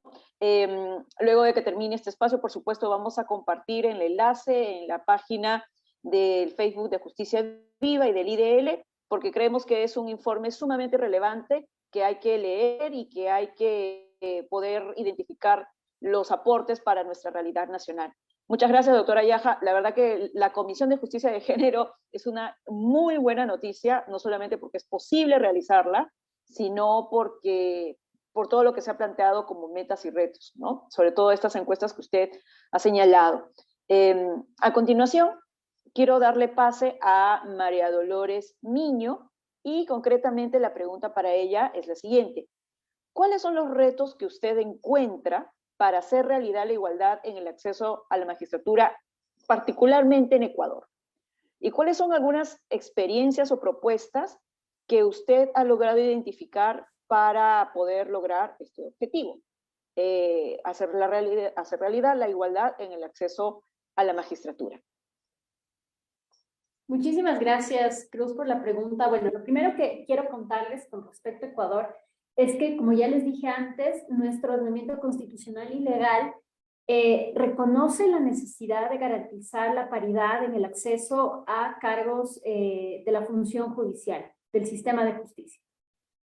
Tanto la ley orgánica de la función judicial como la Constitución y también los diferentes reglamentos que se emiten por parte del Consejo de la Judicatura cada vez que hay un proceso de selección de jueces de altas cortes, incluyen disposiciones de cara a garantizar o propender, porque esa es la palabra que a mí me causa un poco de ruido, propender a una participación y acceso igualitario. Y digo que me causa ruido porque creo que ya desde su concepción la obligación empieza siendo débil. Una cosa es propender, que yo lo entiendo como una suerte de obligación de medio, trataremos, si es que podemos, haremos lo mejor posible, es como yo entiendo propender, versus se asegurará una participación igualitaria, que ya ahí sería una obligación de resultado y con digamos, una obligación clara y exigible hacia las autoridades que manejan los procesos de selección. Entonces, en este sentido, es como una suerte de legislación agridulce, diría yo, porque se trató de incorporar, pero la cláusula es a mi criterio tibia. Una cosa es propender y de hecho es lo que se hace, se propende, se trata, si es que se puede, pero en realidad, como no es una obligación la paridad en sí misma, sino la propensión a esa paridad, entonces los resultados son un poco como yo les decía hace un rato, de 21 magistrados de la Corte Nacional, solamente 5 de ellas son mujeres. Y también esta propensión, que es una obligación de medio y no de resultado, se traduce a otros ámbitos de la función judicial, donde, si me permiten, a partir de un estudio que hizo el Observatorio de Derechos y Justicia con otras organizaciones de la región, en el capítulo Ecuador se evidenció precisamente de que esas normas, a pesar de tener esta buena intención, si ustedes quieren, no logran asegurar una participación y sobre todo un lugar igualitario más que esa participación. Entonces, por ejemplo, en el último concurso para jueces nacionales, se evidencia que 29 mujeres y 86 hombres postularon. De estos 29 mujeres, solo 24 completaron el proceso de verificación y pasaron a la siguiente fase. Y luego se fueron decantando poco a poco, y además fue un proceso altamente controvertido con muchas denuncias, y finalmente solo 5 mujeres fueron posicionadas. Y lo problemático además es que quedaron algunas vacantes, digamos, en la Corte Nacional de Justicia que todavía no se llenaron, que tiene que haber un concurso posterior, pero en realidad no hubo, más allá de las buenas intenciones, un aseguramiento real de esta paridad. Y eso es lo que a mí me preocupa, porque parecería ser que nuestra legislación se está concentrando en asegurar la igualdad de participación, pero no en la igualdad de permanencia en el proceso y la posibilidad de que esta igualdad de participación se refleje luego en una igualdad de representatividad dentro de la Corte. Entonces, la pregunta que yo me hago es ¿de qué me sirve una igualdad en el acceso al concurso si luego en la práctica no voy a tener esa igualdad o esta paridad dentro de la integración de la Corte? Esto por un lado. Por otro lado, también es importante decir que no se ha logrado esta paridad en aspectos, digamos, en los ámbitos de la justicia ordinaria. Por ejemplo, algunos datos publicados del año 2020, porque además del otro problema es que hay una ausencia de datos, es que por ejemplo, en enero de 2021 se indicó que había 3.424 funcionarios judiciales que incluyen jueces, fiscales y defensores públicos. De estos, 757 son juezas, 301 son fiscales y 319 son defensoras públicas. ¿Qué quiere decir esto? Que son menos de la mitad. En el año 2020, la proporción de defensores públicos era 54% hombres y 46 mujeres, 63% de hombres y 37 de mujeres en el caso de fiscalía, y 61% de hombres y 39% de mujeres en jueces ordinarios. ¿Qué quiere decir esto? Que más allá de las buenas intenciones de nuestra legislación, no hemos alcanzado una paridad. Y yo entiendo que la paridad no puede ser un número exacto de 50-50, pero hay por lo menos, o sea, en las cifras menos, o en el rango de menor diferencia entre hombres y mujeres, que en esta cifra de 2020 serían los defensores públicos, hay un 12% de margen de diferencia en la participación, que todavía es bastante, que no se puede hablar de paridad ahí. Ahora, una cosa bastante interesante, si ustedes quieren, de Ecuador, que podemos analizarla un poco, es el hecho de que en los 2 últimos años, en realidad, 2 órganos altos del sistema de justicia ecuatoriano han sido ocupados por mujeres.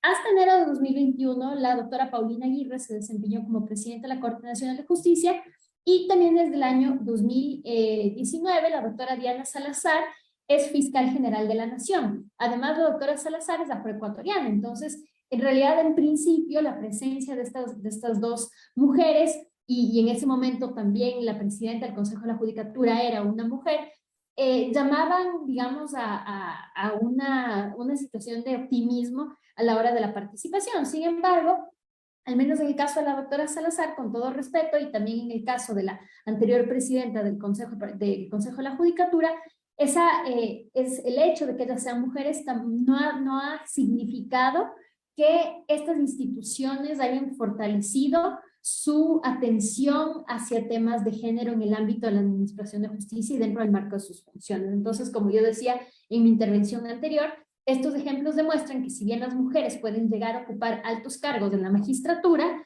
esto no tiene un impacto real en si es que los derechos de las mujeres, usuarias de los sistemas de justicia, están adecuadamente garantizados. Y la pregunta que siempre llamo a hacernos es, en realidad, ¿qué queremos cuando hablamos de la paridad en los sistemas de justicia? ¿Queremos que esa representatividad se refleje en decisiones judiciales orientadas y más favorecedoras a mujeres, o simplemente queremos que las mujeres como un número estén ahí? Yo personalmente me decanto por lo primero, pero ciertamente hay personas que creen que la paridad se satisface simplemente con un tema numérico de que tiene que haber igual número de mujeres, independientemente de si esas mujeres logran incidir en construir decisiones judiciales con un enfoque de género. Otro caso interesante en Ecuador es el caso de la Corte Constitucional, al menos a partir del año 2019, cuando hay una nueva composición, entra por un proceso de transición que se vivió en Ecuador en ese año, y en 2019 la composición de los jueces de la Corte Constitucional era de 5 hombres a 4 mujeres. Lo interesante de la composición de la Corte Constitucional, y en varias entrevistas que llevamos a cabo para la elaboración de este informe, las jueces constitucionales nos contaban, es que son mujeres relativamente jóvenes, entre 35 y 40 años, que además son mamás con niños pequeños en edad escolar, en edad de escuela primaria, digamos así. Y esto sí creo que ha tenido un impacto no solamente en la construcción de decisiones judiciales con un enfoque de género, pero también lo que decíamos hace un momento. No solamente hay que hablar de equidad de género desde las decisiones, sino también en cómo funciona la Corte y si esas Cortes funcionan para sus propios miembros con una perspectiva de género. Y lo que era interesante como una experiencia y como una buena práctica es que estas mujeres, estas juezas jóvenes, mamás jóvenes además, nos comentaban que ellas poco a poco han ido cambiando la cultura de ese alto tribunal donde la maternidad no tenía un espacio visible. ¿Cómo? Primeramente, ellas han logrado, con horarios de trabajo organizados, demostrar que se puede ser altamente eficiente sin necesidad de sacrificar las horas y tu tiempo familiar. Han sido muy firmes, digamos, en que sus horarios de trabajo van a ser compatibles con sus labores y roles, y si ustedes quieren, la voluntad y el deseo que tienen ellos, porque no es una imposición de ninguna manera querer compartir con sus hijos, lo cual un poco sacude las dinámicas de una alta corte, donde usualmente se trabaja casi que de sol a sol. Entonces, lo primero ha sido poner horarios de trabajo que sean compatibles con su situación y su condición de mamás. Y lo segundo que me pareció interesante también es construir una dinámica dentro de la corte donde el hecho de que sean ellas madres no sea una cuestión de vergüenza. Lo que decían hace un ratito alguna de mis compañeras que me antecedió la palabra es que usualmente cuando la jueza es mamá, el hecho de que te toque ejercer funciones de mamá porque tienes una emergencia es una situación que luego es utilizada como para avergonzarte o para cuestionar tu eficiencia como jueza.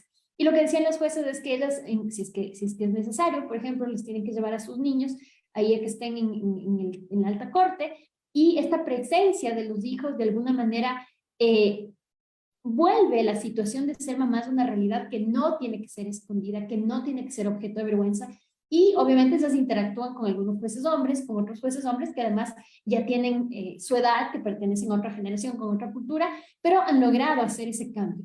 Esperamos que este cambio actualmente se conserve.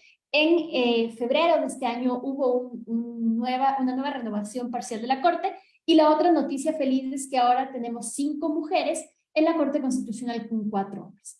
La crítica que yo hago a este tema son 2 cosas. La primera es que desde 2019 no hemos podido tener una presidenta mujer, incluso con una composición mayoritaria de jueces a partir de febrero de este año.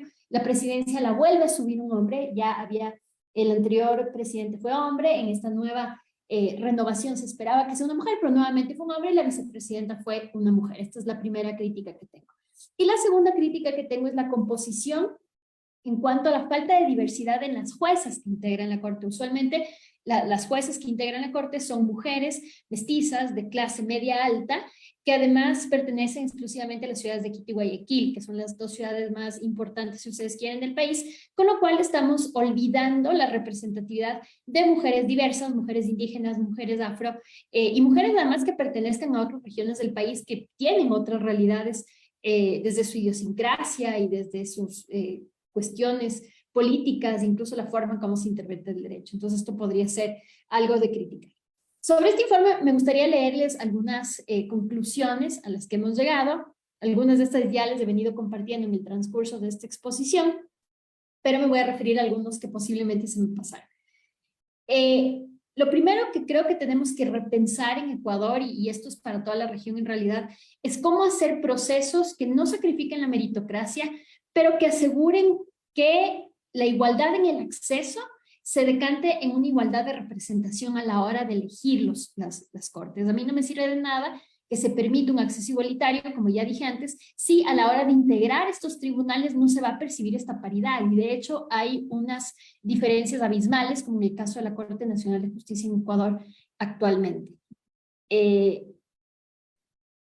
Luego, las normas que propenden a la paridad no contemplan otras formas de discriminación que atraviesan la condición de ser mujeres, como condiciones raciales, condición económica, vivir con alguna discapacidad, y esto de alguna manera perpetúa el estereotipo de la mujer versus las mujeres diversas de diferentes condiciones, con diferentes realidades, que también tendría que ser tomadas en cuenta a la hora de integrar cortes con diversidad en su composición.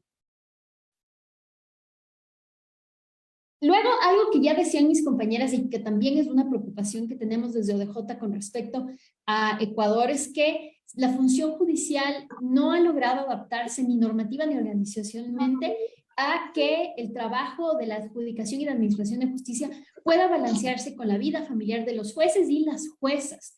Y como decía antes, las juezas, las mujeres en Latinoamérica, estamos mayormente al cargo de nuestros hijos, y esto tiene que ser una realidad que, si bien la tenemos que combatir progresivamente, no la podemos ignorar. Es decir, combatir algo que está mal, que las mujeres asumamos los roles de cuidado y crianza mayormente, no quiere decir ignorar y ponernos una venda alrededor de algo que hoy por hoy es una realidad, y que es una realidad que además disuade a muchas mujeres de seguir persiguiendo la carrera en la judicatura o de ocupar algún otro tipo de cargos.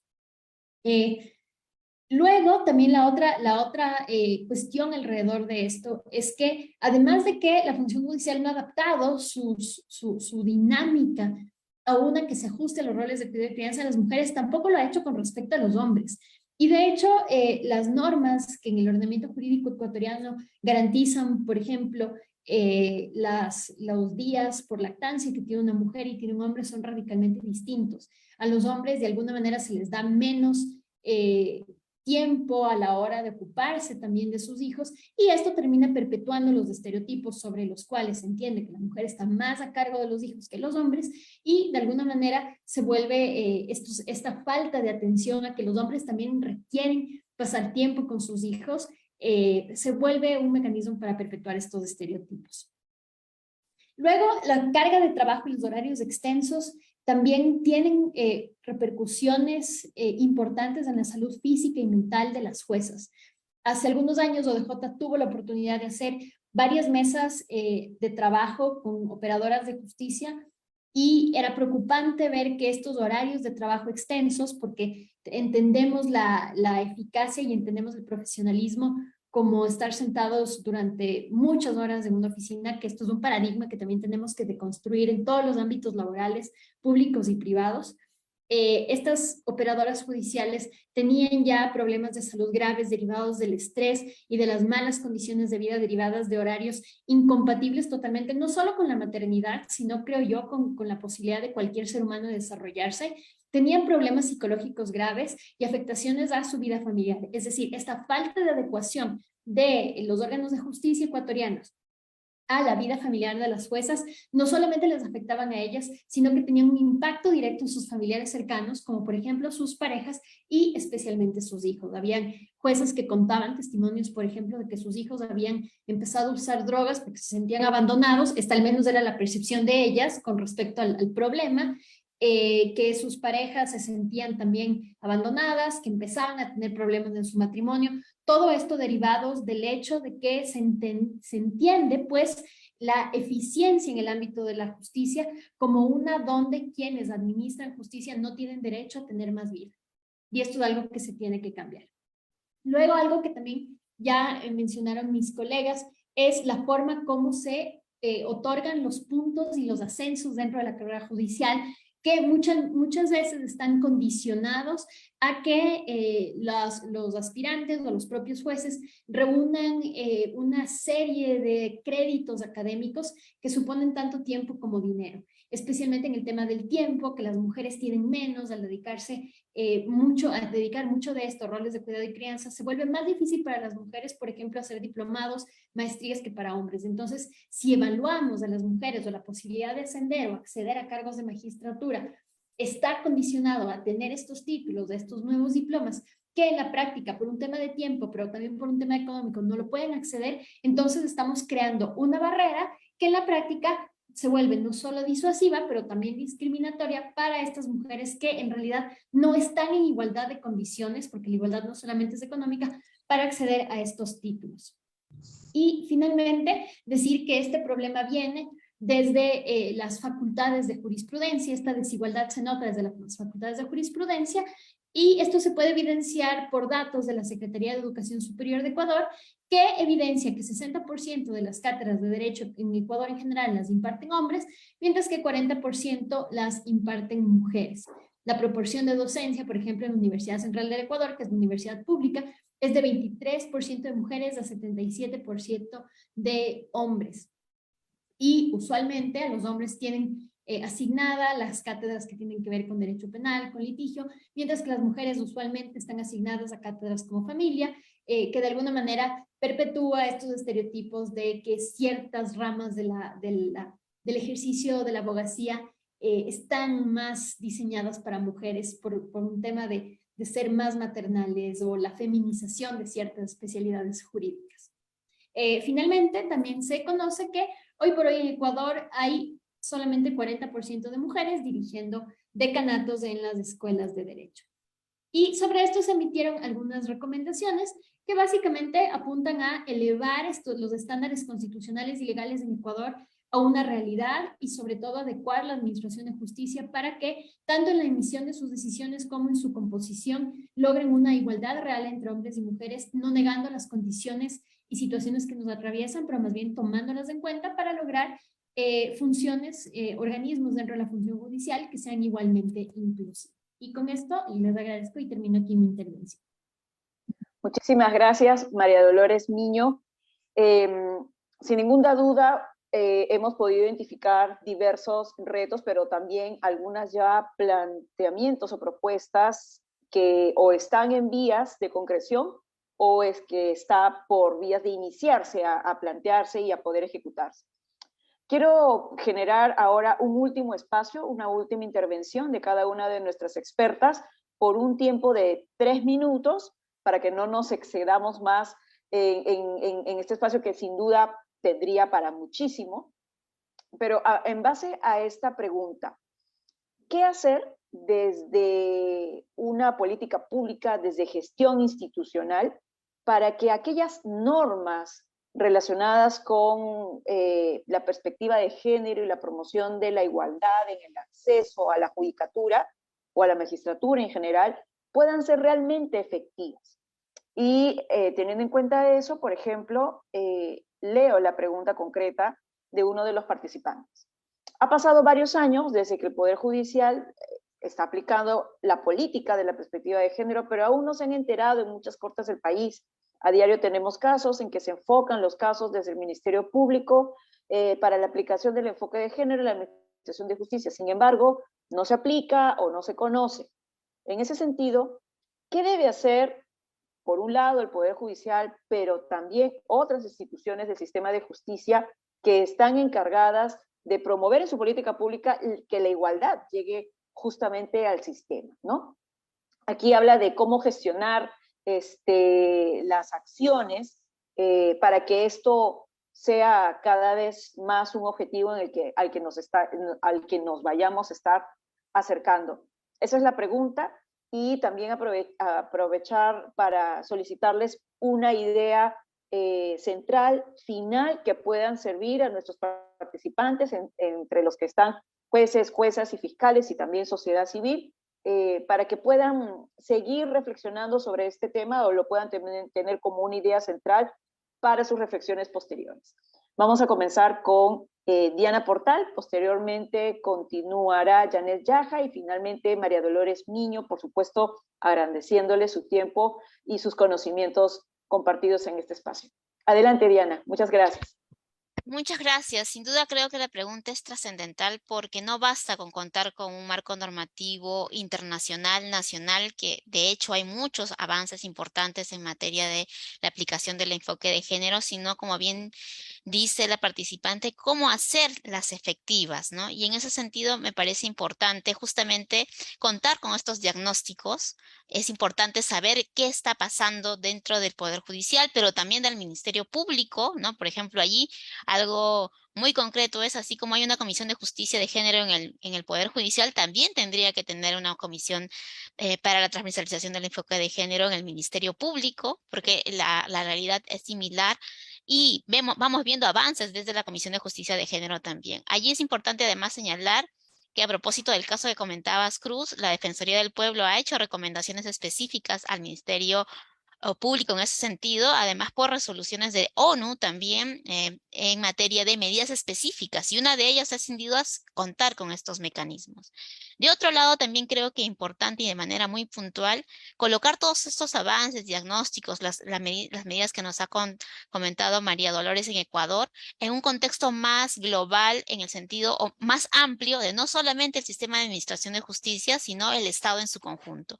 Y en ese sentido, por ejemplo, es muy indispensable, actualmente ya hay un proyecto de ley que va a crear un sistema nacional de cuidados, que apunta a evaluar, impulsar a todos los niveles de gobierno de manera descentralizada servicios de cuidado, pero también algo muy importante que creo que es el cambio cultural, ¿no? Como decían, no solamente basta con que haya más servicios, generar mayor participación, darle mayores facilidades, sino el cambio cultural de los estereotipos de género, donde el cuidado está siempre a cargo de las mujeres. Y en ese sentido, un dato importante, por ejemplo, es lo que decía María Dolores, que hay estudios a nivel de la región donde como el mensaje normativo de las licencias por paternidad frente a las licencias por maternidad van dando cuenta de la responsabilidad que asumen los varones en ese sentido. Entonces, cómo esto va performando los imaginarios sociales también del involucramiento, ¿no? De este cuidado de corresponsabilidad en el ámbito familiar, pero también de los servicios que pueda ofrecer el Estado. Es decir, creo que una medida importante es el seguimiento de las políticas públicas a partir de estos diagnósticos, la evaluación, las medidas que se tienen, pero sobre todo el monitoreo de los avances que se tienen, ¿no? De cara a instancias tan importantes como los sistemas de administración de justicia, pero también de cara al Estado en su conjunto de los servicios que se ofrecen. Decía María Dolores, por ejemplo, estadísticas muy, muy importantes que tienen Ecuador de cara a la ubicación de las docentes en el ámbito de educación superior. En nuestro país hay algunos estudios, pero creo que es importante que se tenga data oficial también de estas circunstancias para tener estos diagnósticos que complejizan y complementan la situación de las magistradas, de las fiscales en nuestro país. Y de manera complementaria estas otras medidas importantes para, digamos, tener este salto cultural a este tipo de obstáculos que también enfrentan en esta carrera por su desarrollo a nivel del sistema de administración de justicia. Muchísimas gracias, Diana Portal, por tu participación. A continuación, la doctora Janet Yaja. Sí, ya. Bueno, estaba pensando que siempre es un desafío en general para todos ver cómo las normas se implementan en realidad, y ese en realidad es el desafío en general de todos los países, ¿no? Entonces, en ese sentido, sí habría que identificar y generar estrategias en realidad vinculadas a la realidad que vivimos. O sea, vivimos en un país en el cual más del 50% considera que una mujer se realiza cuando es madre, esposa o madre, esposa, y no me acuerdo cuál es el tercero, pero digamos, por lo tanto se considera que realmente uno puede realizar sus sueños solamente después de cubrir ese aspecto, ¿no? Entonces, ese es el país que tenemos. Somos un país del más del 30% en el cual considera de que las víctimas de hostigamiento sexual lo provocan. Esos son data de ENARES, o sea, totalmente fiables para nuestro país. El Poder Judicial, el Ministerio Público, la Defensa Pública, el Ministerio de la Mujer, está integrado por personas que son parte de esa socialización.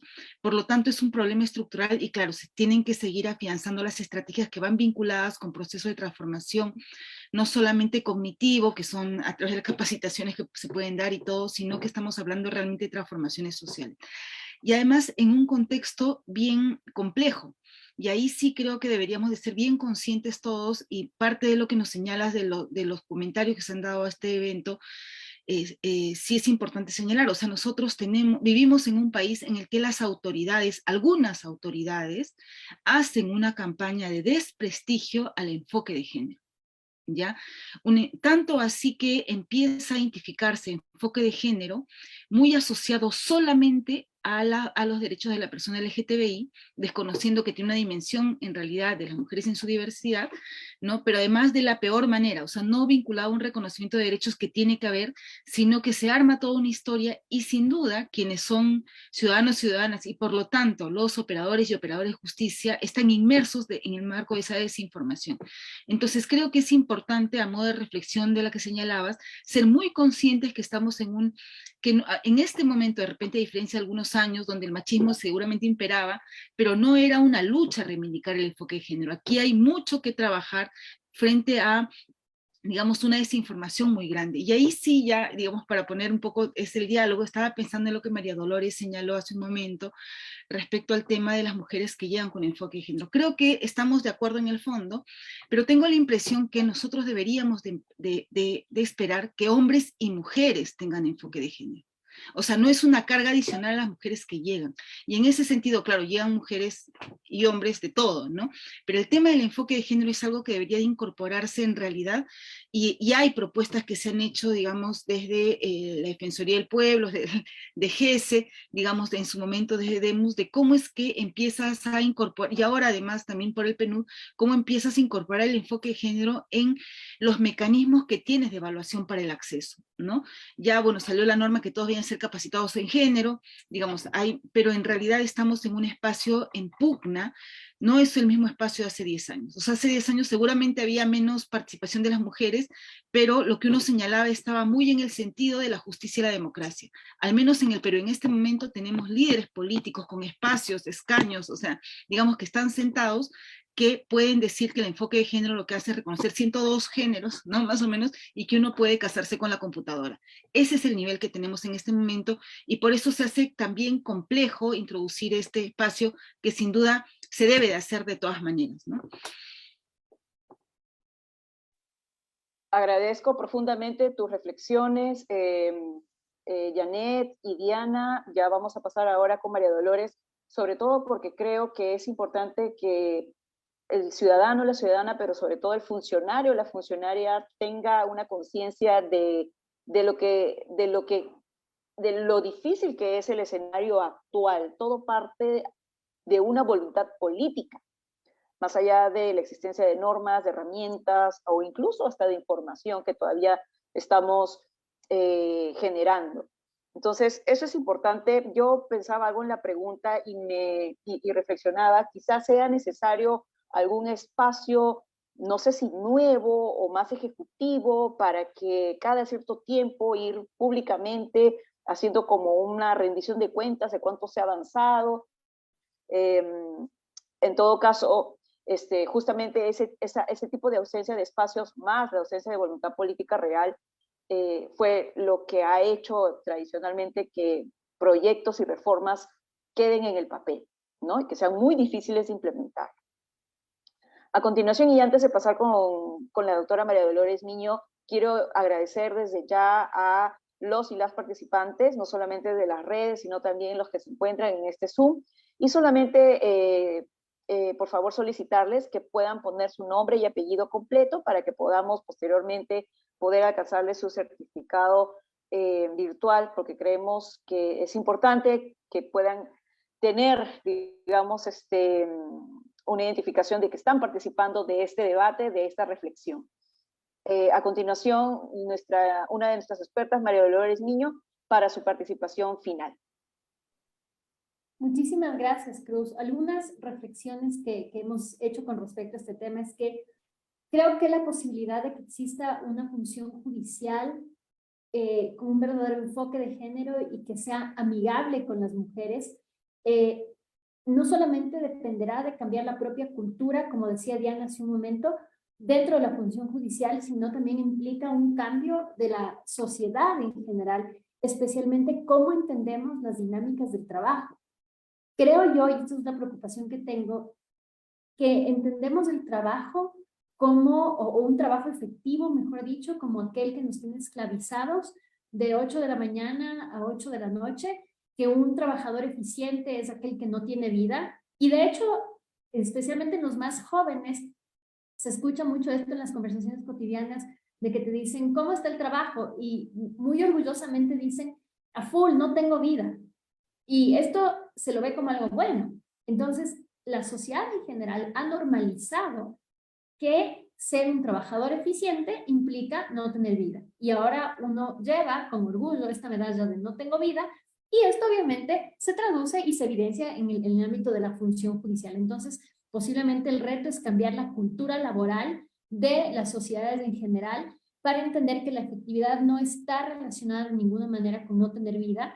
De hecho, hay estudios que demuestran que los trabajadores que tienen tiempo para atender a su familia y para pasar tiempo de calidad, ya sea con su familia o con ellos mismos en actividades que les enriquecen en otros aspectos, mejora la calidad del trabajo y su eficiencia. Entonces, un poco implementar una cultura laboral en general en nuestros países que sea amigable con la posibilidad de todos y todas, no solo de atender nuestras familias, porque creo que hoy por hoy muchas personas han decidido, por ejemplo, ya no tener hijos. Las nuevas generaciones de mujeres profesionales ya no quieren tener hijos, y creo que no quieren hacerlo en muchos casos porque ya ven que es incompatible con la cultura laboral actualmente. Saben que es prácticamente una tarea titánica ser mamá y ser trabajadora exitosa a la vez. Muy pocas personas lo logran. Entonces creo que hay que cambiar este cambio. Creo que hay que hacer este cambio a la hora de entender el trabajo en general como una arista más de la realización de una persona y no la única arista de realización de una persona.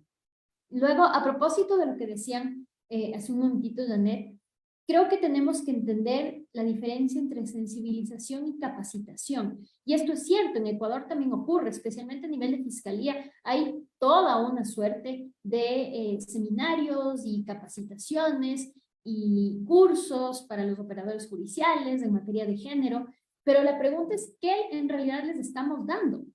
Porque si reducimos la capacitación a solamente ponerles un PowerPoint donde les vamos a dar la lista de las sentencias de la Corte Interamericana, los estándares de Naciones Unidas en materia de género, sí, tendremos operadores judiciales entendidos de jurisprudencia en materia de género, pero no sensibles con temas de género. Y me parece que nos ha faltado eso, al menos hablo desde el caso de Ecuador, nos ha faltado idear mecanismos de sensibilización más allá de la capacitación. A mí no me sirve de nada un operador judicial que pueda citarme de memoria los estándares interamericanos en materia de violencia sexual, por ejemplo, si no tiene la empatía de tratar a una víctima de violencia con la sensibilidad que requiere. O peor aún, tratar a su compañera de trabajo con la sensibilidad que ellos requieren. Entonces creo que el reto, y esto lo hemos conversado con el equipo de ODJ, el reto ya no es capacitar, el reto es sensibilizar. Y esto supone de construir décadas de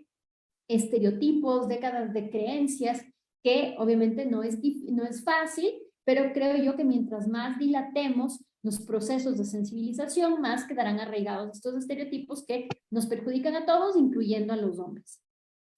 Luego, creo que es importante también que en el levantamiento de datos que se realice por parte de los estados como una obligación que tienen desde el derecho internacional, se empiecen a evidenciar datos que evidencien la situación de las mujeres más allá de su presencia o ausencia en cortes. Es decir, ya el hecho de saber que hay 50% de hombres versus, no sé, X% de mujeres, ok, ese es un dato que es decidor, pero no me está dando todo el diagnóstico de la situación de las mujeres en la función judicial.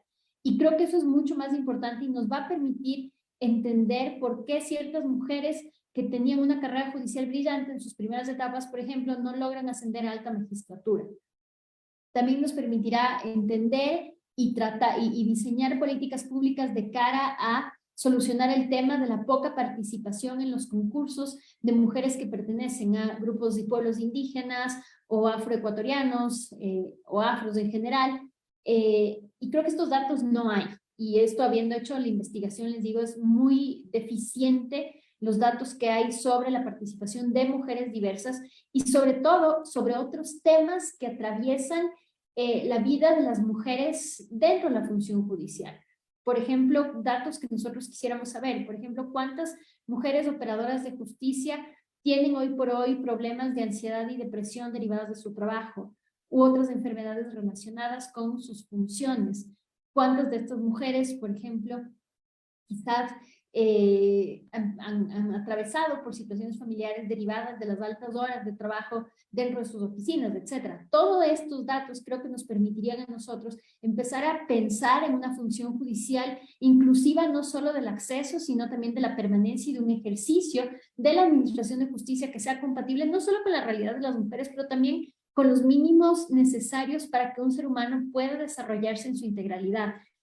Las mujeres y los hombres no somos máquinas de trabajar, no somos en la función judicial máquinas de producir sentencias.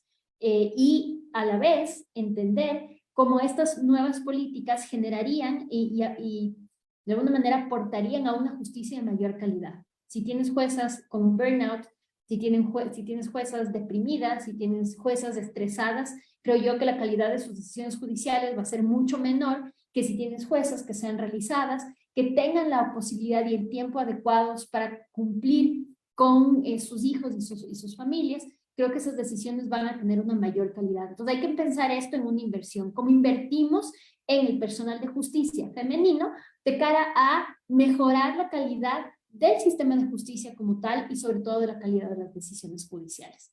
Y termino aquí, no sin antes volverte a agradecer, mi querida Cruz, por esta gentil invitación a estos espacios súper necesarios y también saludar a mis dos copanelistas, Janet y Diana. Ha sido muy, muy enriquecedor escucharles.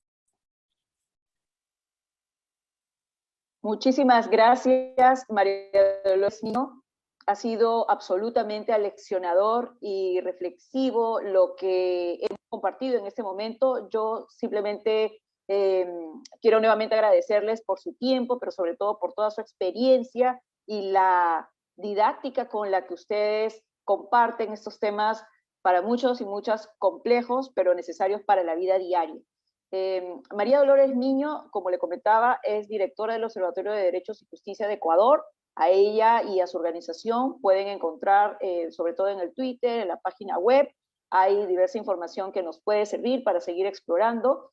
A la doctora Janet Yaja, que es secretaria técnica de la Comisión de Justicia de Género del Poder Judicial del Perú. Por supuesto, también pueden encontrar a esta comisión, tanto en el Facebook como en el Twitter. Van a identificar todo el material que tienen y también los eventos de reflexión como este que realizan con otras expertas muy importantes en la región. Y por supuesto, Diana Portal, investigadora del Grupo de Investigación en Derecho, Género y Sexualidad de la Pontificia Universidad Católica del Perú. Ella tiene textos en su página de Facebook, también los comparte. Próximamente va a salir una publicación respecto de estos temas de su investigación, así que les animamos a que puedan buscarlas en estas redes y poder seguir reflexionando. Nuevamente, muchísimas gracias a nuestras expertas y con nosotros será hasta una próxima oportunidad. Muy buenas noches. Muchas gracias.